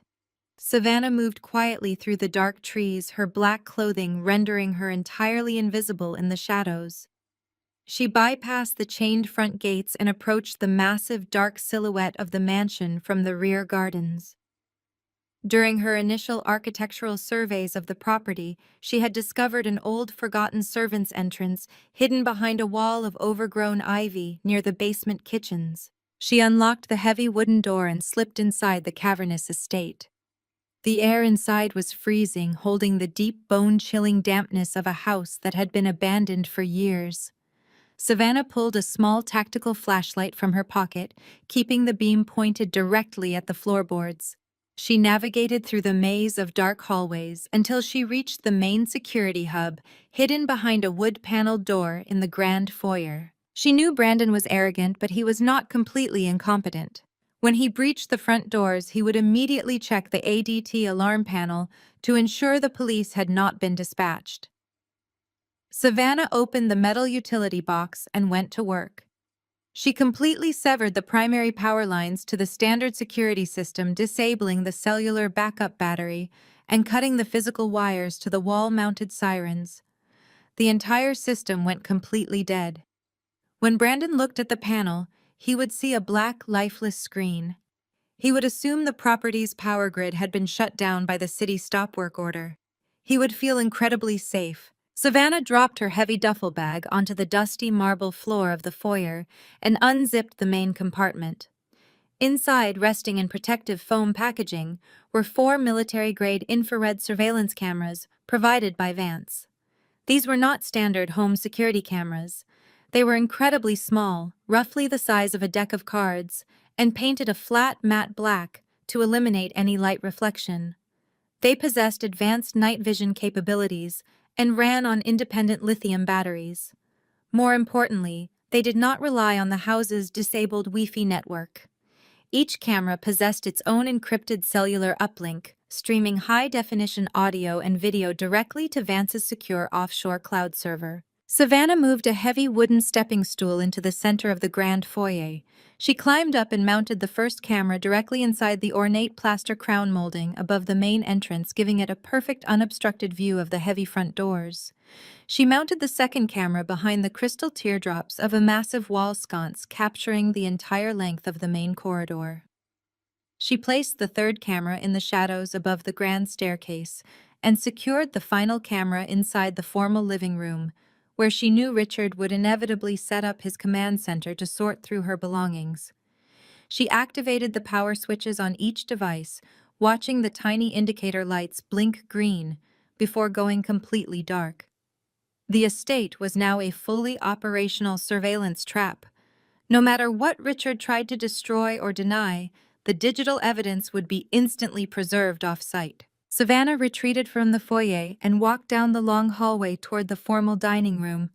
The time for preparation was over. All she had to do now was wait. It is exactly 9 o'clock at night on Christmas Eve. The Hawthorne estate is completely submerged in absolute pitch-black darkness. The heavy snowfall outside has blanketed the towering windows, blocking out the faint ambient glow of the distant city streetlights. The temperature inside the mansion has plummeted, causing Savannah's breath to form faint white clouds in the freezing air. She is sitting perfectly still in a high-backed antique wooden chair at the head of the massive mahogany dining table. The heavy, solid oak double doors separating the dining room from the grand foyer are pulled tightly shut. Savannah is not sitting in the darkness alone. Seated directly to her right is Chief Miller. The veteran police chief is a large, imposing man with a thick gray mustache and eyes that look like chipped flint. He is wearing heavy, dark tactical gear and sipping lukewarm black coffee from a battered steel thermos. Chief Miller has hated Richard Wilson for years. Richard has constantly used his wealth and political connections to bypass city safety codes, putting emergency responders at risk, just to save a few dollars on his commercial builds. Brandon has been a persistent, irritating leak inside the permit office, feeding police schedules to corrupt contractors. Tonight is deeply personal for Chief Miller. Spaced out around the long dining table are 3 heavily armed tactical police officers. They are entirely silent, moving with disciplined precision as they run final checks on their equipment. They blend seamlessly into the shadows, waiting for the command to move. Sitting across from Savannah is Marcus Sterling, a prominent and notoriously aggressive local investigative journalist. Savannah had called him immediately after securing Chief Miller's cooperation. Sterling had spent the last 5 years trying to expose Richard's predatory real estate practices, but he had always hit a solid brick wall of expensive lawyers and sealed court documents. When Savannah offered him an exclusive front-row seat to the spectacular downfall of the Wilson family empire, Sterling had canceled his holiday plans without a second thought. His cameraman is crouching silently by the heavy oak doors, with a professional night vision lens pressed carefully against a tiny crack in the wood, framing the grand foyer perfectly. The silence inside the dining room is thick, heavy, and suffocating. The tension is a physical weight pressing down on their chests. Savannah watches the seconds tick away on her illuminated watch face. 9:15, 9:30, 9:45. Then it happens. A sudden brilliant flash of harsh yellow light sweeps aggressively across the frosted glass of the front windows. The bright beams cut through the falling snow, illuminating the dark walls of the grand foyer. The heavy, low mechanical rumble of a massive diesel engine vibrates through the thick wooden floorboards beneath their boots. The sound grows louder and more aggressive, echoing off the stone walls of the estate. The crunch of heavy tires rolling over the snow-packed driveway breaks the stillness of the night. The massive commercial moving truck has arrived at the gates. Savannah sat completely motionless in the pitch-black dining room, her eyes fixed intensely on the glowing screen of the digital tablet resting flat on the mahogany table. The high-definition infrared cameras transmitted a pristine, crystal-clear feed of the front gates. The heavy diesel engine of the massive commercial moving truck idled loudly, its low mechanical rumble vibrating through the frozen ground and echoing against the stone walls of the estate.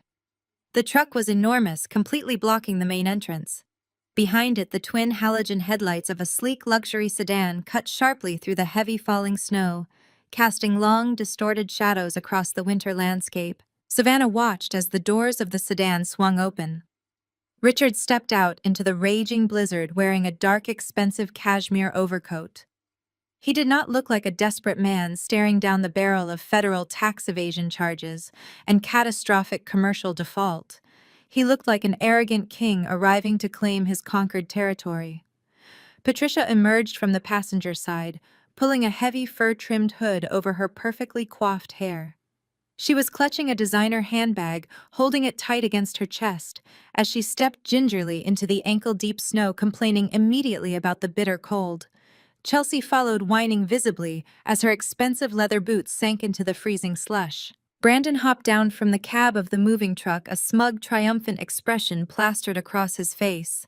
He walked toward the heavy wrought iron gates and simply pulled the heavy chain loose, dragging the massive metal barriers open to allow the commercial moving truck to slowly grind its way up the long, winding driveway. Richard climbed back into his sedan and followed the truck, parking directly in front of the grand marble steps of the main entrance. The audacity of the operation was staggering. They were not sneaking around the back entrance. They were not trying to conceal their presence in the dark. Richard was operating under the absolute assumption that his forged municipal paperwork made him completely untouchable. He believed Savannah was thousands of miles away, weeping in a hotel room in London. He believed the city police force was entirely in his pocket. He was wrong on every single count. Inside the dining room, the silence was absolute and suffocating. Chief Miller leaned forward, resting his thick forearms on the table, his eyes locked on the digital feed. His jaw was set in a rigid, unyielding line. The veteran police chief had spent years building corruption files on Richard Wilson, watching the man slither out of indictments through political donations and high-priced defense attorneys. Tonight there were no lawyers. There were no campaign contributions. There was only raw, unedited footage of a billionaire orchestrating a blatant felony burglary. Chief Miller's hand rested casually on the butt of his holstered service weapon. Beside him, the three tactical officers remained perfectly still, their breathing slow and controlled in the freezing darkness. They moved with disciplined precision, double-checking their heavy tactical vests and securing their earpieces. Marcus Sterling, the prominent investigative journalist, sat across from Savannah with a hungry, predatory gleam in his eyes. He had spent half a decade trying to convince his editors that Richard Wilson's real estate empire was built on fraud and violent intimidation. Now he was sitting in the dark, watching the man personally oversee a forced entry into his own daughter's home. Sterling's cameraman was already positioned on the floor by the heavy oak doors, his night vision lens pressed flush against a slight gap in the wood, capturing the entire grand foyer in stark green monochrome. On the screen, a third vehicle, a battered, unmarked white panel van, skidded to a halt behind the moving truck. A man stepped out carrying a heavy canvas tool bag. He wore a dark wool cap pulled low over his eyes and kept his jacket zipped tight against the biting wind. This was the shady locksmith Savannah had anticipated. He was not a licensed bonded professional. He was a shadow operator paid in untraceable cash to ask zero questions and bypass high-security residential hardware. Brandon walked up the marble steps and pointed directly at the massive custom-built mahogany front doors of the Hawthorne estate. The locksmith dropped his heavy canvas bag onto the snow-covered porch and pulled out a heavy-duty industrial drill. Richard stood safely under the grand portico, brushing snow from his sleeves. "Get it open!" Richard commanded, his voice picked up perfectly by the hidden exterior microphones.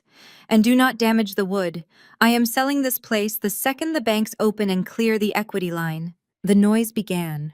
It started as a low mechanical whine that quickly escalated into a violent high-pitched screech as the titanium drill bit chewed into the reinforced brass deadbolt. The sound echoed viciously through the empty cavernous halls of the mansion. It was a brutal, invasive noise. Savannah felt a momentary spike of adrenaline pulse through her veins, but she forced her heart rate to slow down. She did not flinch. She watched the screen with cold, detached precision. Beside her, Chief Miller gave a subtle, silent hand signal. The three armed tactical officers reached down in perfect unison, drawing their heavy police radios from their utility belts.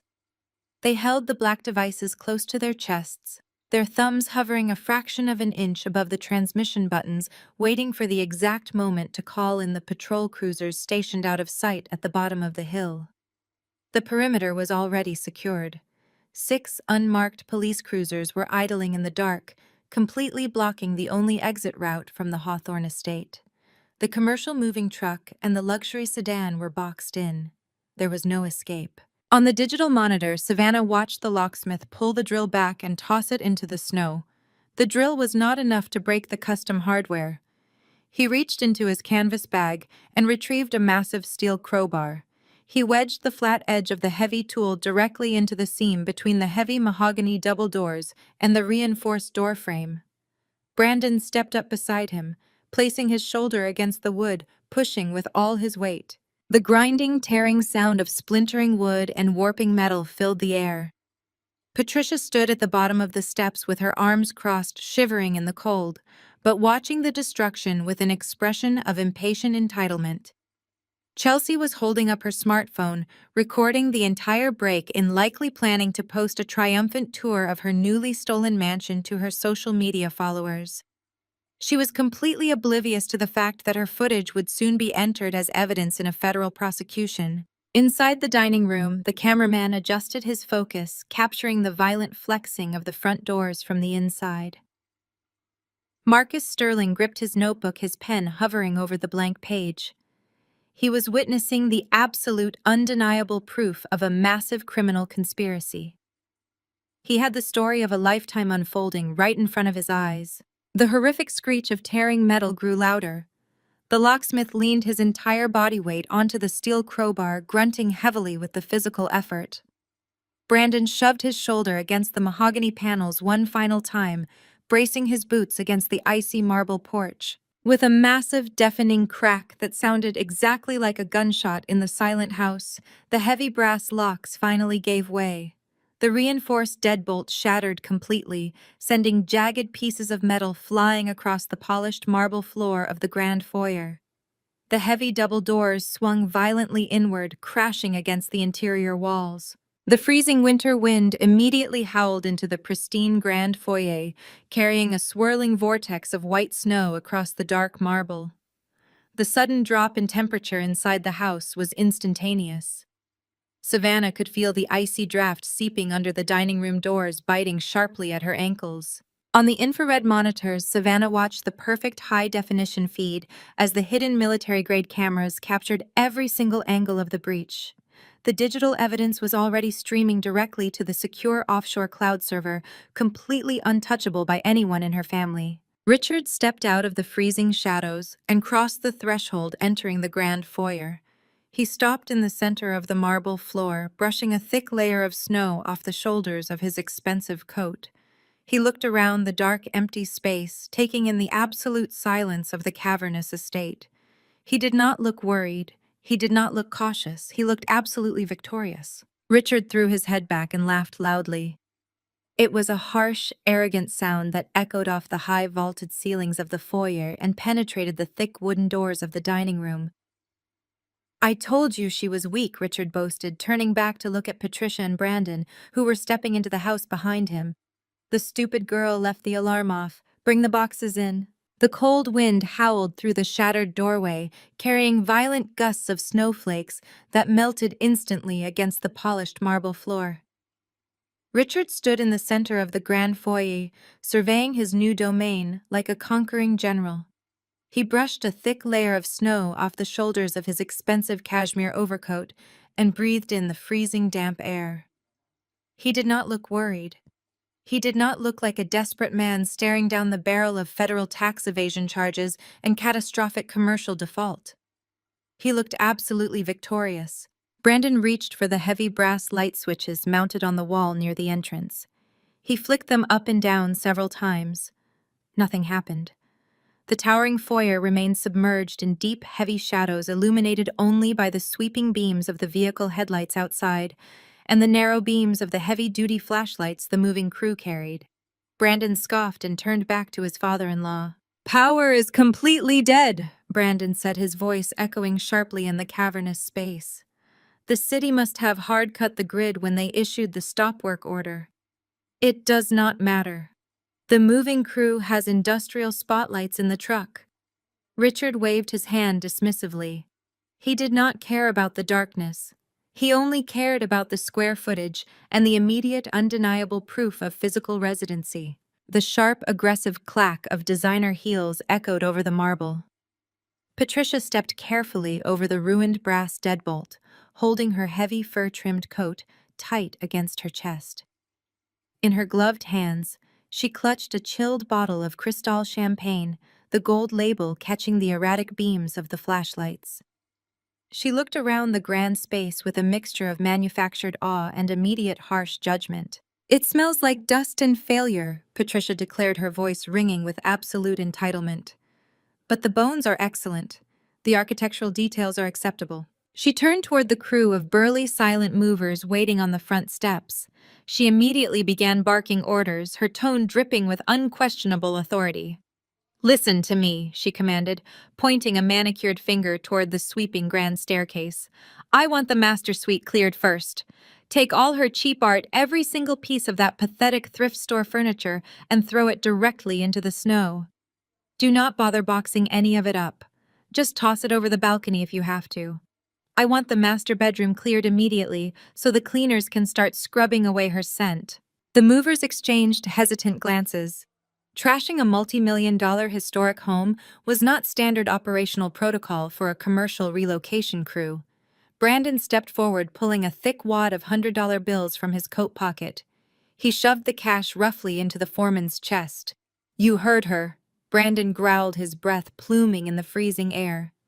"You are getting paid triple your holiday rate to ask 0 questions. Start moving the garbage." The foreman nodded and pocketed the cash. He signaled his crew, and the heavy thud of their boots began echoing up the grand staircase. Chelsea pushed past the workers, shivering violently in her thin designer coat. She ignored the freezing winter wind whipping through the broken double doors. Her priority was not the temperature or the logistics of the hostile takeover. Her priority was her audience. She pulled a large, expensive smartphone from her pocket and snapped a circular battery-powered ring light onto the top edge.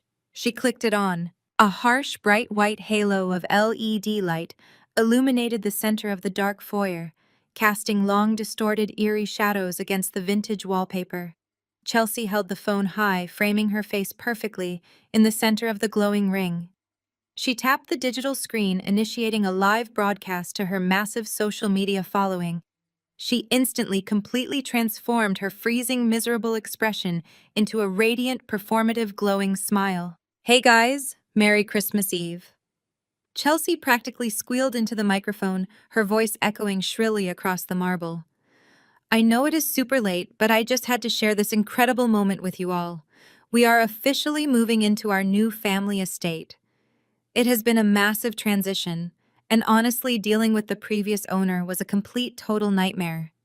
She was incredibly toxic and unstable, and she just walked away from the property. But we are finally bringing life and love back into this gorgeous, historic mansion." She spun in a slow circle, panning the camera across the soaring ceilings, the sweeping staircase, and the intricate plaster molding. She made sure to capture the movers hauling Savannah's antique entry table toward the front door.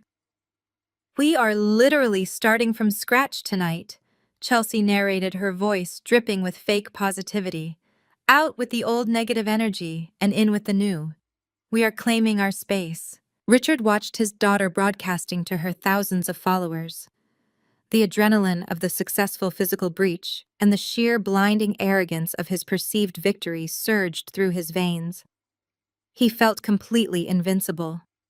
He had bullied his daughter out of the country, forged municipal documents, hired off the books contractors, and broken into a historic landmark. He wanted the world to know that he had won. He wanted everyone in his social circle to see him standing victorious inside the most coveted property in the county. He stepped directly into the bright, harsh glow of Chelsea's ring light, throwing his arm proudly around her shoulders. He grinned directly into the camera lens, his teeth gleaming in the LED halo. "It is a Christmas miracle," Richard declared loudly, his voice booming with forced joviality. He leaned closer to the microphone, eager to boast about his cunning, ruthless business acumen. He believed his daughter's followers would view him as a brilliant, untouchable tycoon. He believed Savannah was currently shivering in a cramped London hotel room, completely powerless and utterly defeated. He had absolutely no fear of any consequences. "Cost me 50 grand in cash to get that notary to sign the deed," Richard bragged, his voice echoing through the frozen foyer. "But securing a $5 million house is worth every single penny." Inside the pitch-black dining room, the air turned instantly to ice. Savannah sat perfectly still, her hands resting flat on the cold mahogany table. She did not breathe, she did not blink. Her heart hammered against her ribs with the rhythmic intensity of a war drum. Across from her, Marcus Sterling stopped writing. The investigative journalist stared at the crack in the door, his eyes wide with absolute total disbelief.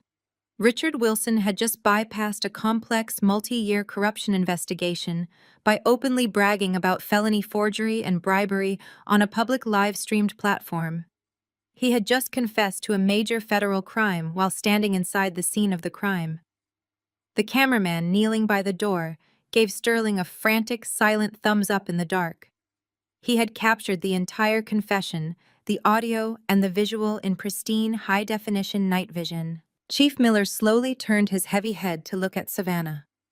The veteran police chief's face was carved from solid stone, but his eyes gleamed with a cold, intense, predatory satisfaction. He had waited years to hear Richard Wilson admit to his sprawling web of crimes. He had spent countless hours trying to untangle the bribes, the shell companies, and the fraudulent building permits. Now Richard had just handed him the definitive smoking gun gift, wrapped and broadcast to the entire world. Chief Miller looked Savannah directly in the eyes. He gave a single sharp, definitive nod. The trap had been triggered. The bait had been swallowed whole. The jaws had snapped permanently shut. It was time to pull the curtain back. Savannah stood up from the antique dining chair. She moved with total, absolute silence, her black sneakers making zero sound against the wooden floorboards. She walked to the heavy oak double doors separating the dining room from the grand foyer. She reached out and grasped the cold brass handles. With one swift, forceful motion, she pulled the doors open and stepped out into the freezing, wind-swept corridor. She did not look at her father grinning arrogantly into the camera. She did not look at her sister holding the glowing ring light. She did not look at her mother clutching the bottle of expensive champagne. She kept her eyes fixed intently on the dark wall to her right. Savannah reached up and grabbed the heavy metal lever of the master electrical breaker box she had bypassed hours earlier. She gripped the cold steel handle and threw it upward with all her strength. 3 massive, 3-tiered crystal chandeliers flared to life simultaneously. They erupted with blinding, inescapable, brilliant light, instantly flooding the entire grand foyer and completely washing out Chelsea's tiny ring light. The sudden transition from absolute pitch-black darkness to brilliant, blinding light was violently disorienting. Thousands of precision-cut crystal prisms hanging from the 3 massive chandeliers caught the electrical surge and refracted the light into a harsh, inescapable glare that banished every single shadow in the grand foyer. Richard's triumphant laughter cut off instantly, transforming into a sharp gasp of physical pain. He stumbled backward, raising his thick arms to shield his dilated pupils from the aggressive, sudden brightness. Patricia shrieked in surprise, dropping her hands from her designer handbag to cover her face, her heavy fur coat slipping off one shoulder. Brandon froze completely, his broad chest heaving as he threw a hand over his eyes, entirely blinded by the sudden explosion of light. Chelsea let out a high-pitched scream of genuine terror. The sudden shock caused her fingers to spasm violently. The expensive smartphone slipped from her perfectly manicured grip and plummeted toward the floor. The heavy device struck the polished marble with a sharp, sickening crack, but the durable screen miraculously did not shatter. The phone landed face up, resting at an awkward angled tilt against the base of a marble column. The attached portable ring light flickered once, but remained fully illuminated. The live stream did not disconnect. Instead, the camera lens was now perfectly positioned on the ground, angling upward to capture a wide, dramatic shot of the entire paralyzed family standing frozen in the center of the foyer. Thousands of digital viewers were still watching the broadcast, completely mesmerized by the sudden chaotic turn of events. Savannah did not flinch against the glare. She had been staring at the illuminated tablet screen in the dark dining room, allowing her eyes to adjust to the brightness. She stepped forward, moving to the edge of the sweeping grand staircase. She stood at the very top of the curved marble steps, looking down at the invading forces like a queen surveying a band of treasonous peasants. She wore her dark tactical clothing, her posture rigid and completely commanding. There was no trace of the frightened, bullied daughter they had expected to find. There was only cold, calculated authority. "You are right, Chelsea," Savannah said, her voice carrying a dangerous, icy edge. Her words echoed perfectly against the high, vaulted ceilings, ringing out across the cavernous marble room and feeding directly into the microphone of the dropped smartphone. "It is a beautiful night for a live stream." Savannah finished, her eyes locking directly onto her sister. The sound of Savannah's voice broke the momentary paralysis gripping the family. Patricia lowered her hands, blinking rapidly as her eyes adjusted to the harsh chandelier light. When she saw Savannah standing at the top of the stairs, her initial shock instantly morphed into a mask of ugly, entitled rage.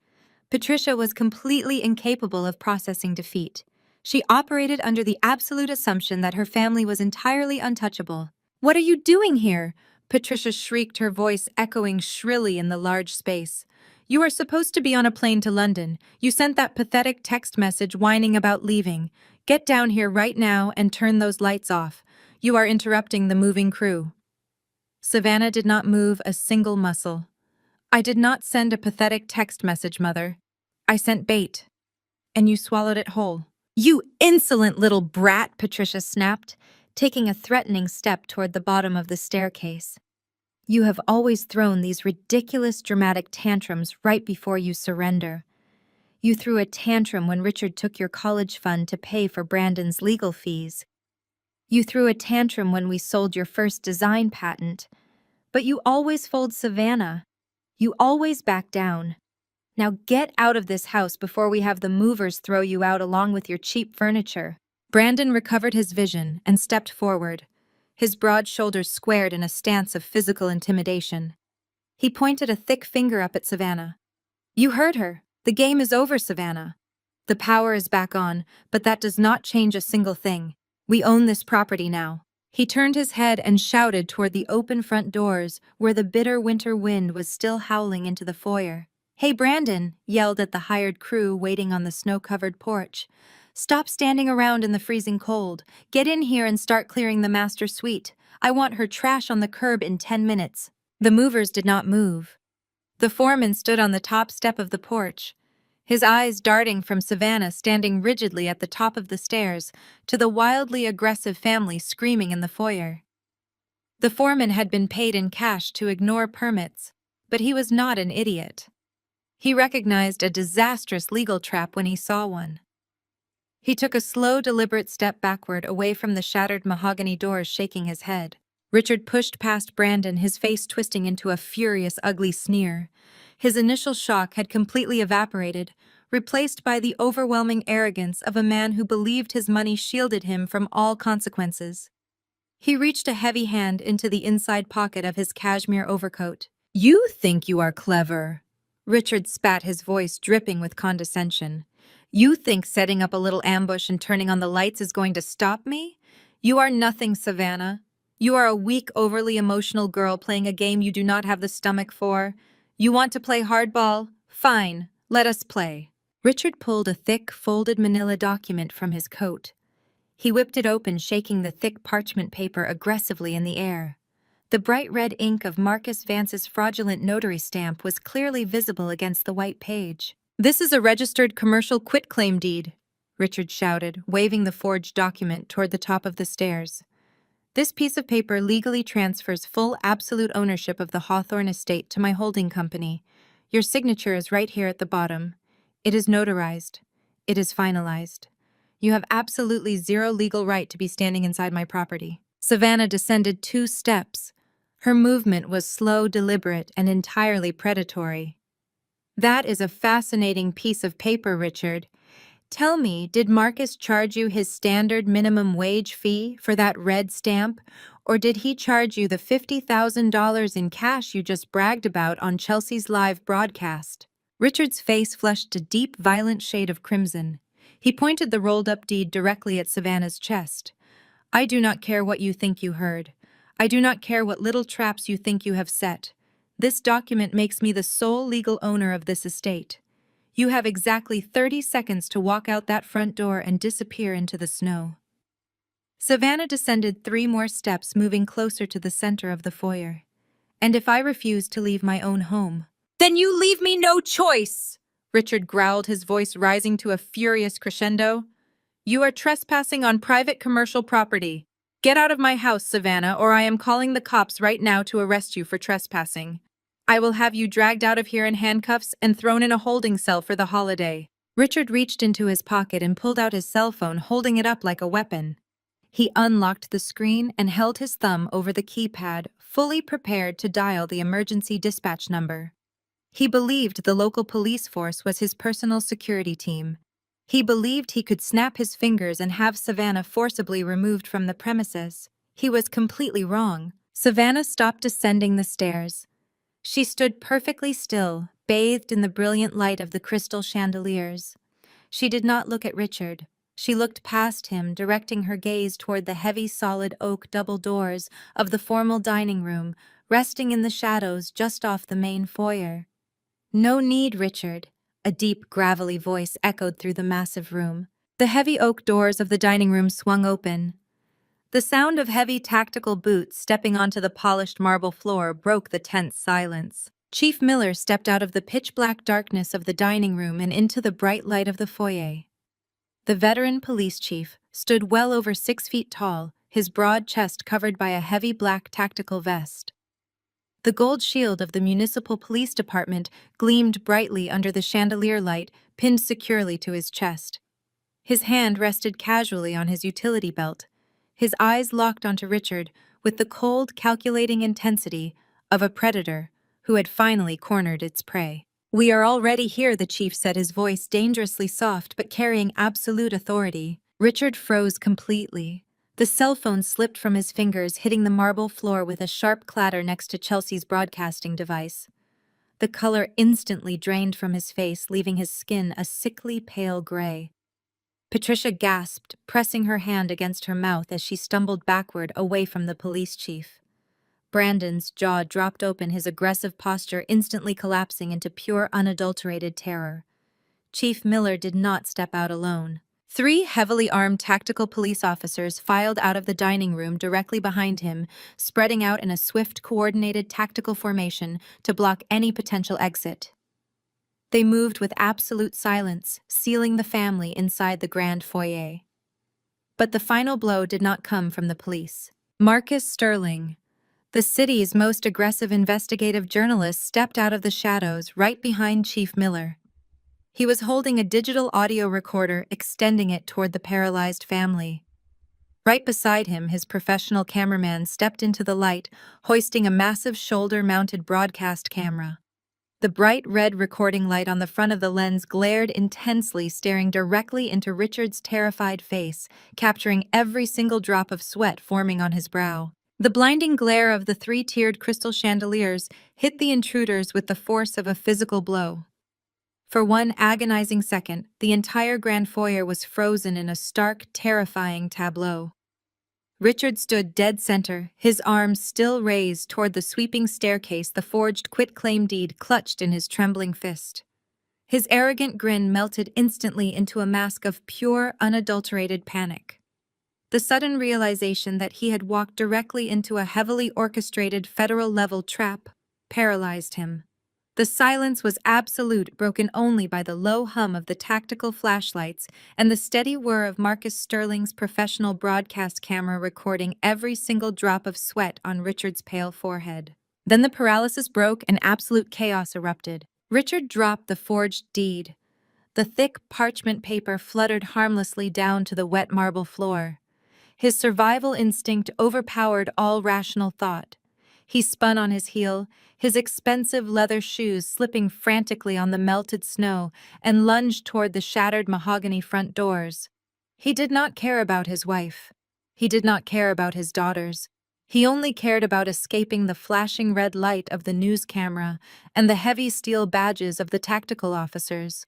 He made it exactly 3 steps. 2 heavily armored police officers launched themselves forward from the dining room shadows, moving with terrifying speed and brutal efficiency. The first officer hit Richard squarely in the chest, wrapping thick, muscular arms around his cashmere overcoat. The momentum lifted the billionaire entirely off his feet.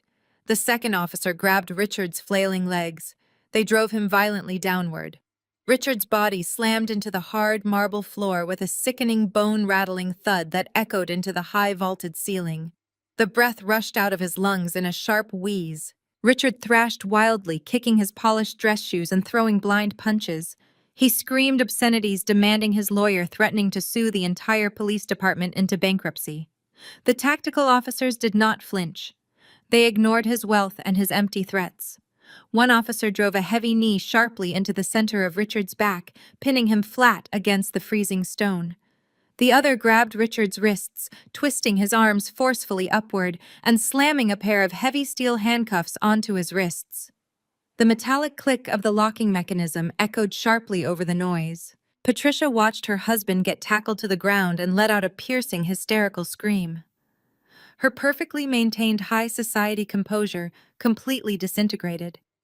She took a stumbling, panicked step backward. Her fur-trimmed coat slipped heavily off her shoulders. Her hands shook violently.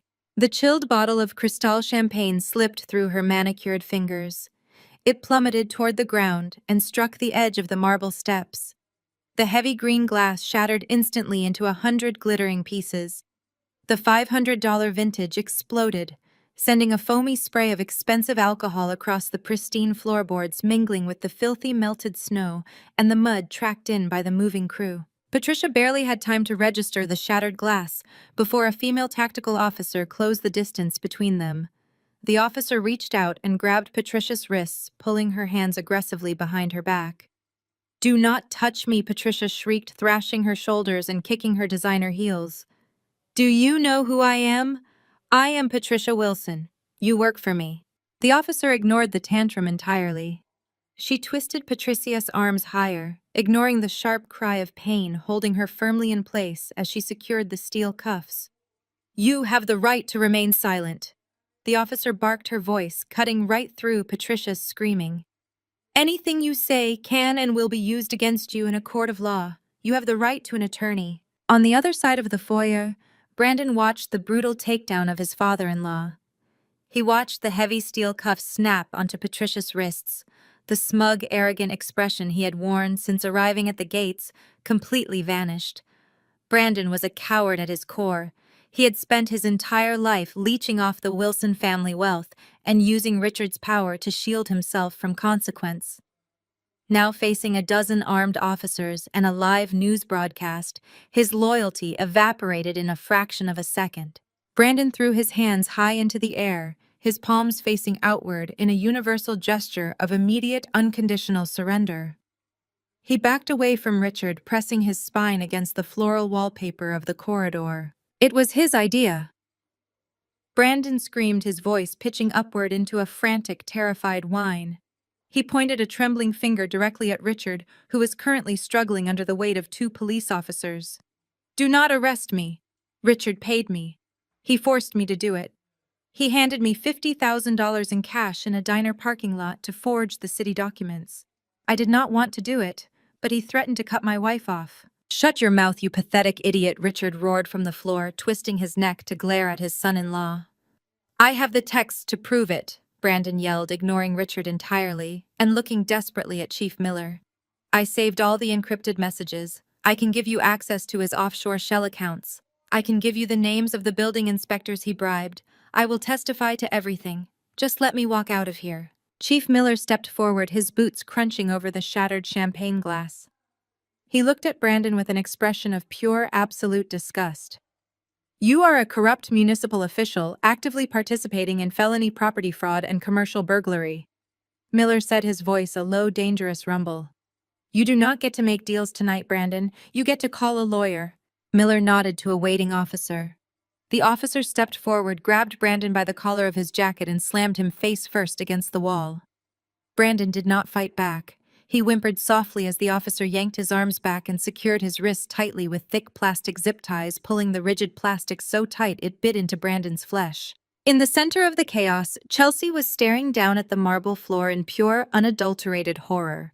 Her expensive smartphone was still propped up against the base of the column, the bright halo of the portable ring light illuminating the entire disastrous scene. She saw the viewer count on the screen. It had skyrocketed. 10,000 people, 20,000 people. Her entire network of country club friends, wealthy influencers, and high society rivals were currently watching a live high-definition broadcast of her parents getting dragged across the floor in handcuffs. They were listening to her husband openly confess to accepting bribes. Her carefully curated digital empire was burning to the ground in real time. Chelsea dropped to her knees, scrambling frantically across the wet, slippery marble. Her expensive coat dragged through the spilled champagne and melted snow, ruining the delicate fabric.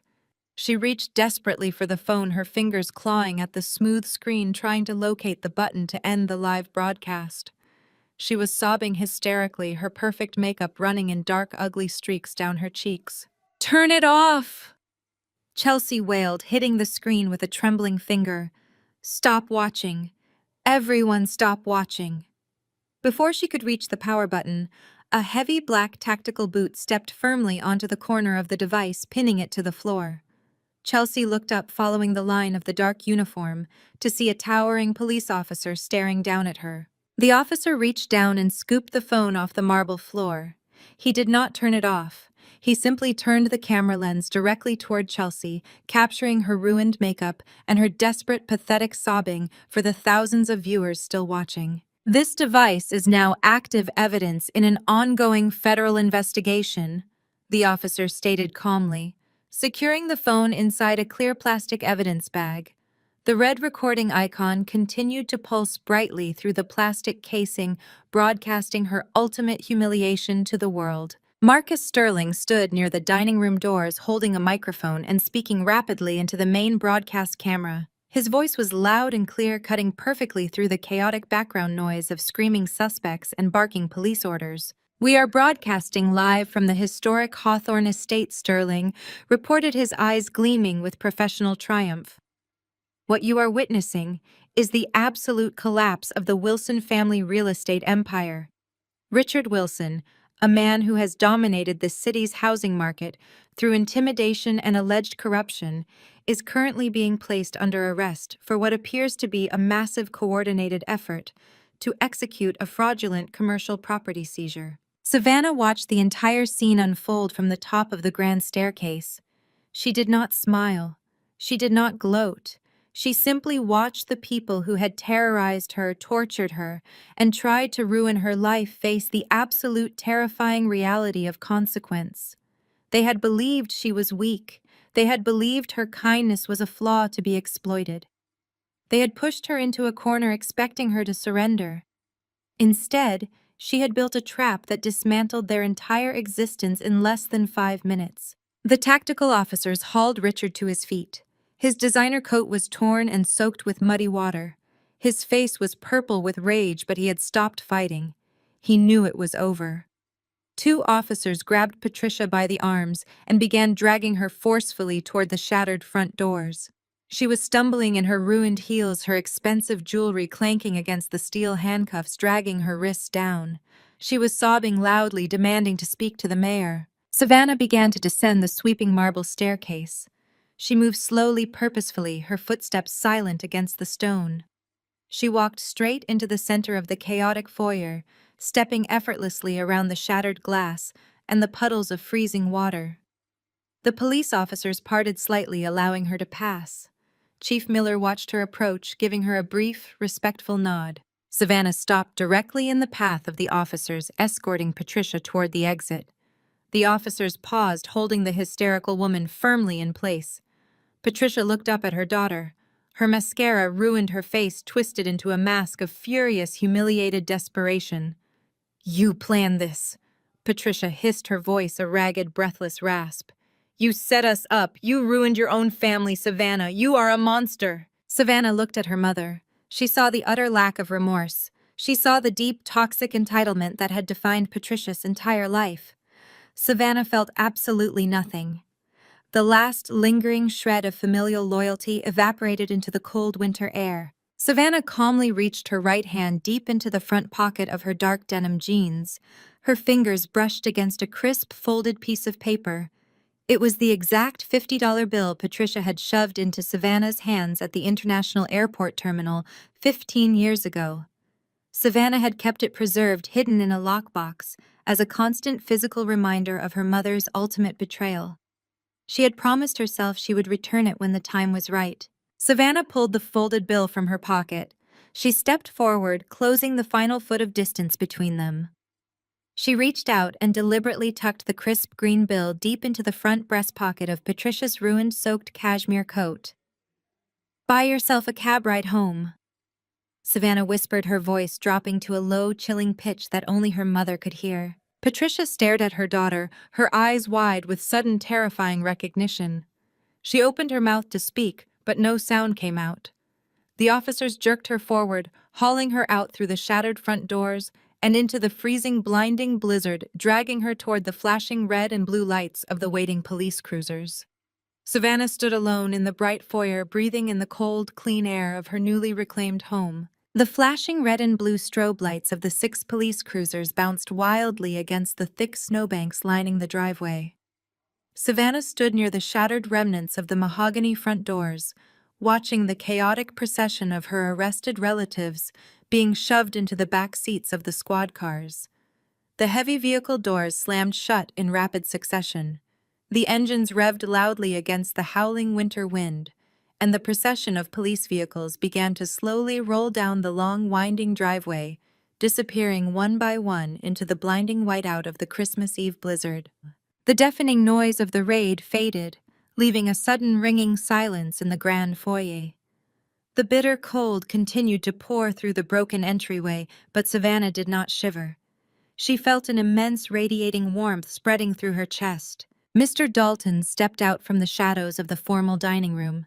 The sharp, impeccably dressed corporate attorney had remained completely out of sight during the initial breach, quietly observing the flawless execution of their legal trap. He walked across the marble floor carrying a pristine black leather briefcase. He stopped beside Savannah and adjusted his expensive silk tie, looking out at the snow-covered portico with an expression of profound professional satisfaction. Right behind him, Marcus Sterling signaled his cameraman to cut the live feed for a commercial break. The intense red recording light blinked off, giving the room a momentary visual reprieve. Suddenly, the crunch of heavy tires gripping the frozen gravel echoed up the driveway. A sleek, black luxury sedan swerved recklessly around the moving truck Brandon had abandoned in front of the house. The sedan skidded to a halt directly at the base of the marble steps, its high beams cutting through the falling snow and illuminating the shattered front entrance. Savannah, Chief Miller, and Mr. Dalton stood perfectly still watching the vehicle. The driver's side door swung open and Marcus Vance stepped out into the storm. The corrupt city notary wore a cheap, ill-fitting suit and a thin trench coat. He was clutching a heavy leather satchel against his chest, looking around the deserted driveway with a deeply confused expression. He had expected to find a bustling moving crew and a victorious billionaire ready to hand him a thick envelope of untraceable cash. Instead, he found empty, idling trucks and broken doors. Vance jogged up the marble steps, shivering violently and cursing the cold.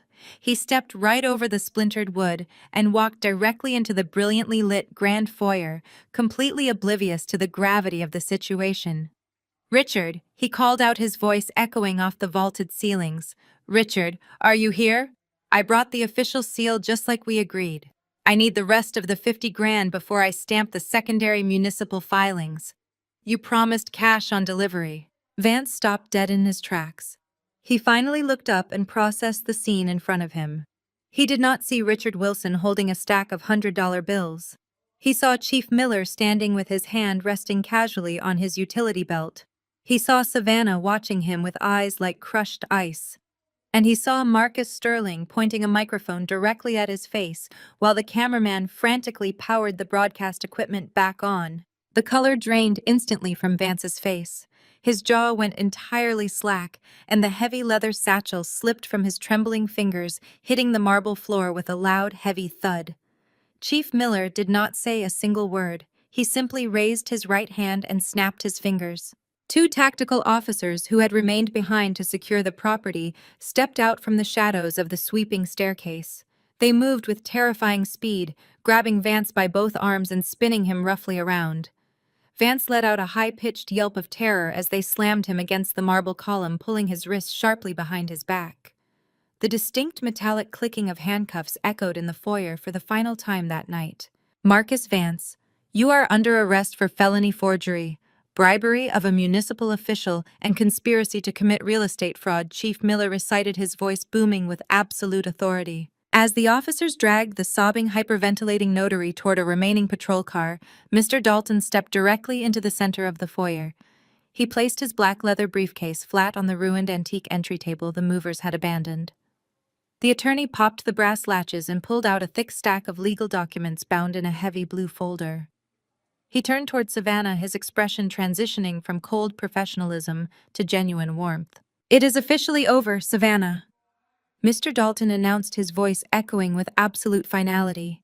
He held up the heavy blue folder for the cameras to capture. This is an emergency injunction signed by a federal judge less than 3 hours ago. The quitclaim deed your father forged is legally voided, effective immediately. The holding companies he used to obscure the transaction have been frozen by the federal authorities. Your title to the Hawthorne estate has been fully restored, unassailable, and permanently free of any liens, claims, or disputes. This house is yours, completely and forever. Savannah reached out and touched the heavy blue folder. The physical proof of her total victory sent a surge of pure electricity through her veins. The nightmare was actually over. Marcus Sterling immediately sensed the dramatic climax of his career-defining broadcast. He stepped forward urgently, signaling his cameraman to push in tight for a close-up shot. Sterling thrust his microphone directly toward Savannah, his eyes wide with journalistic hunger. Savannah, Sterling said, his voice vibrating with intense professional excitement. The entire state is watching right now. Your family just orchestrated a massive criminal conspiracy to steal your fortune and break into your home on Christmas Eve. What do you have to say to them? Savannah did not hesitate. She turned her head slowly and looked directly into the dark glass lens of the broadcast camera. She thought about her father's arrogance. She thought about her mother's endless cruelty.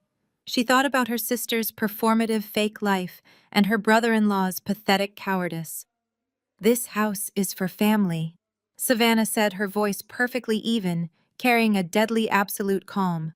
And they do not belong here. The news segment aired continuously across the state the very next morning on Christmas Day. Families gathered around their televisions in living rooms, watching in stunned silence as the wealthy, untouchable Wilson family was dragged out of a historic mansion in handcuffs. The broadcast played Chelsea's frantic, screaming Richard's arrogant confession and Patricia's ruined mascara on a continuous, agonizing loop. The elite social circles of the city immediately severed all ties. Country club memberships were revoked before noon. Board seats were vacated by emergency proxy. The Wilson name became instantly, irrevocably toxic. The wheels of justice moved with crushing, terrifying speed. 1 year later, the reality of their actions had settled into permanent, devastating consequence. Richard Wilson and Brandon sat side by side in a sterile, brightly lit visitation room of a federal penitentiary. They both wore identical, oversized orange jumpsuits. The heavy silver watches, the tailored cashmere coats, and the arrogant smirks were entirely gone. Richard had aged a decade in 12 months, his hair completely white, his face gaunt and hollow. He was serving a 15-year sentence for racketeering, tax evasion, and major real estate fraud. Brandon had received 8 years, despite his desperate attempts to cooperate with the authorities.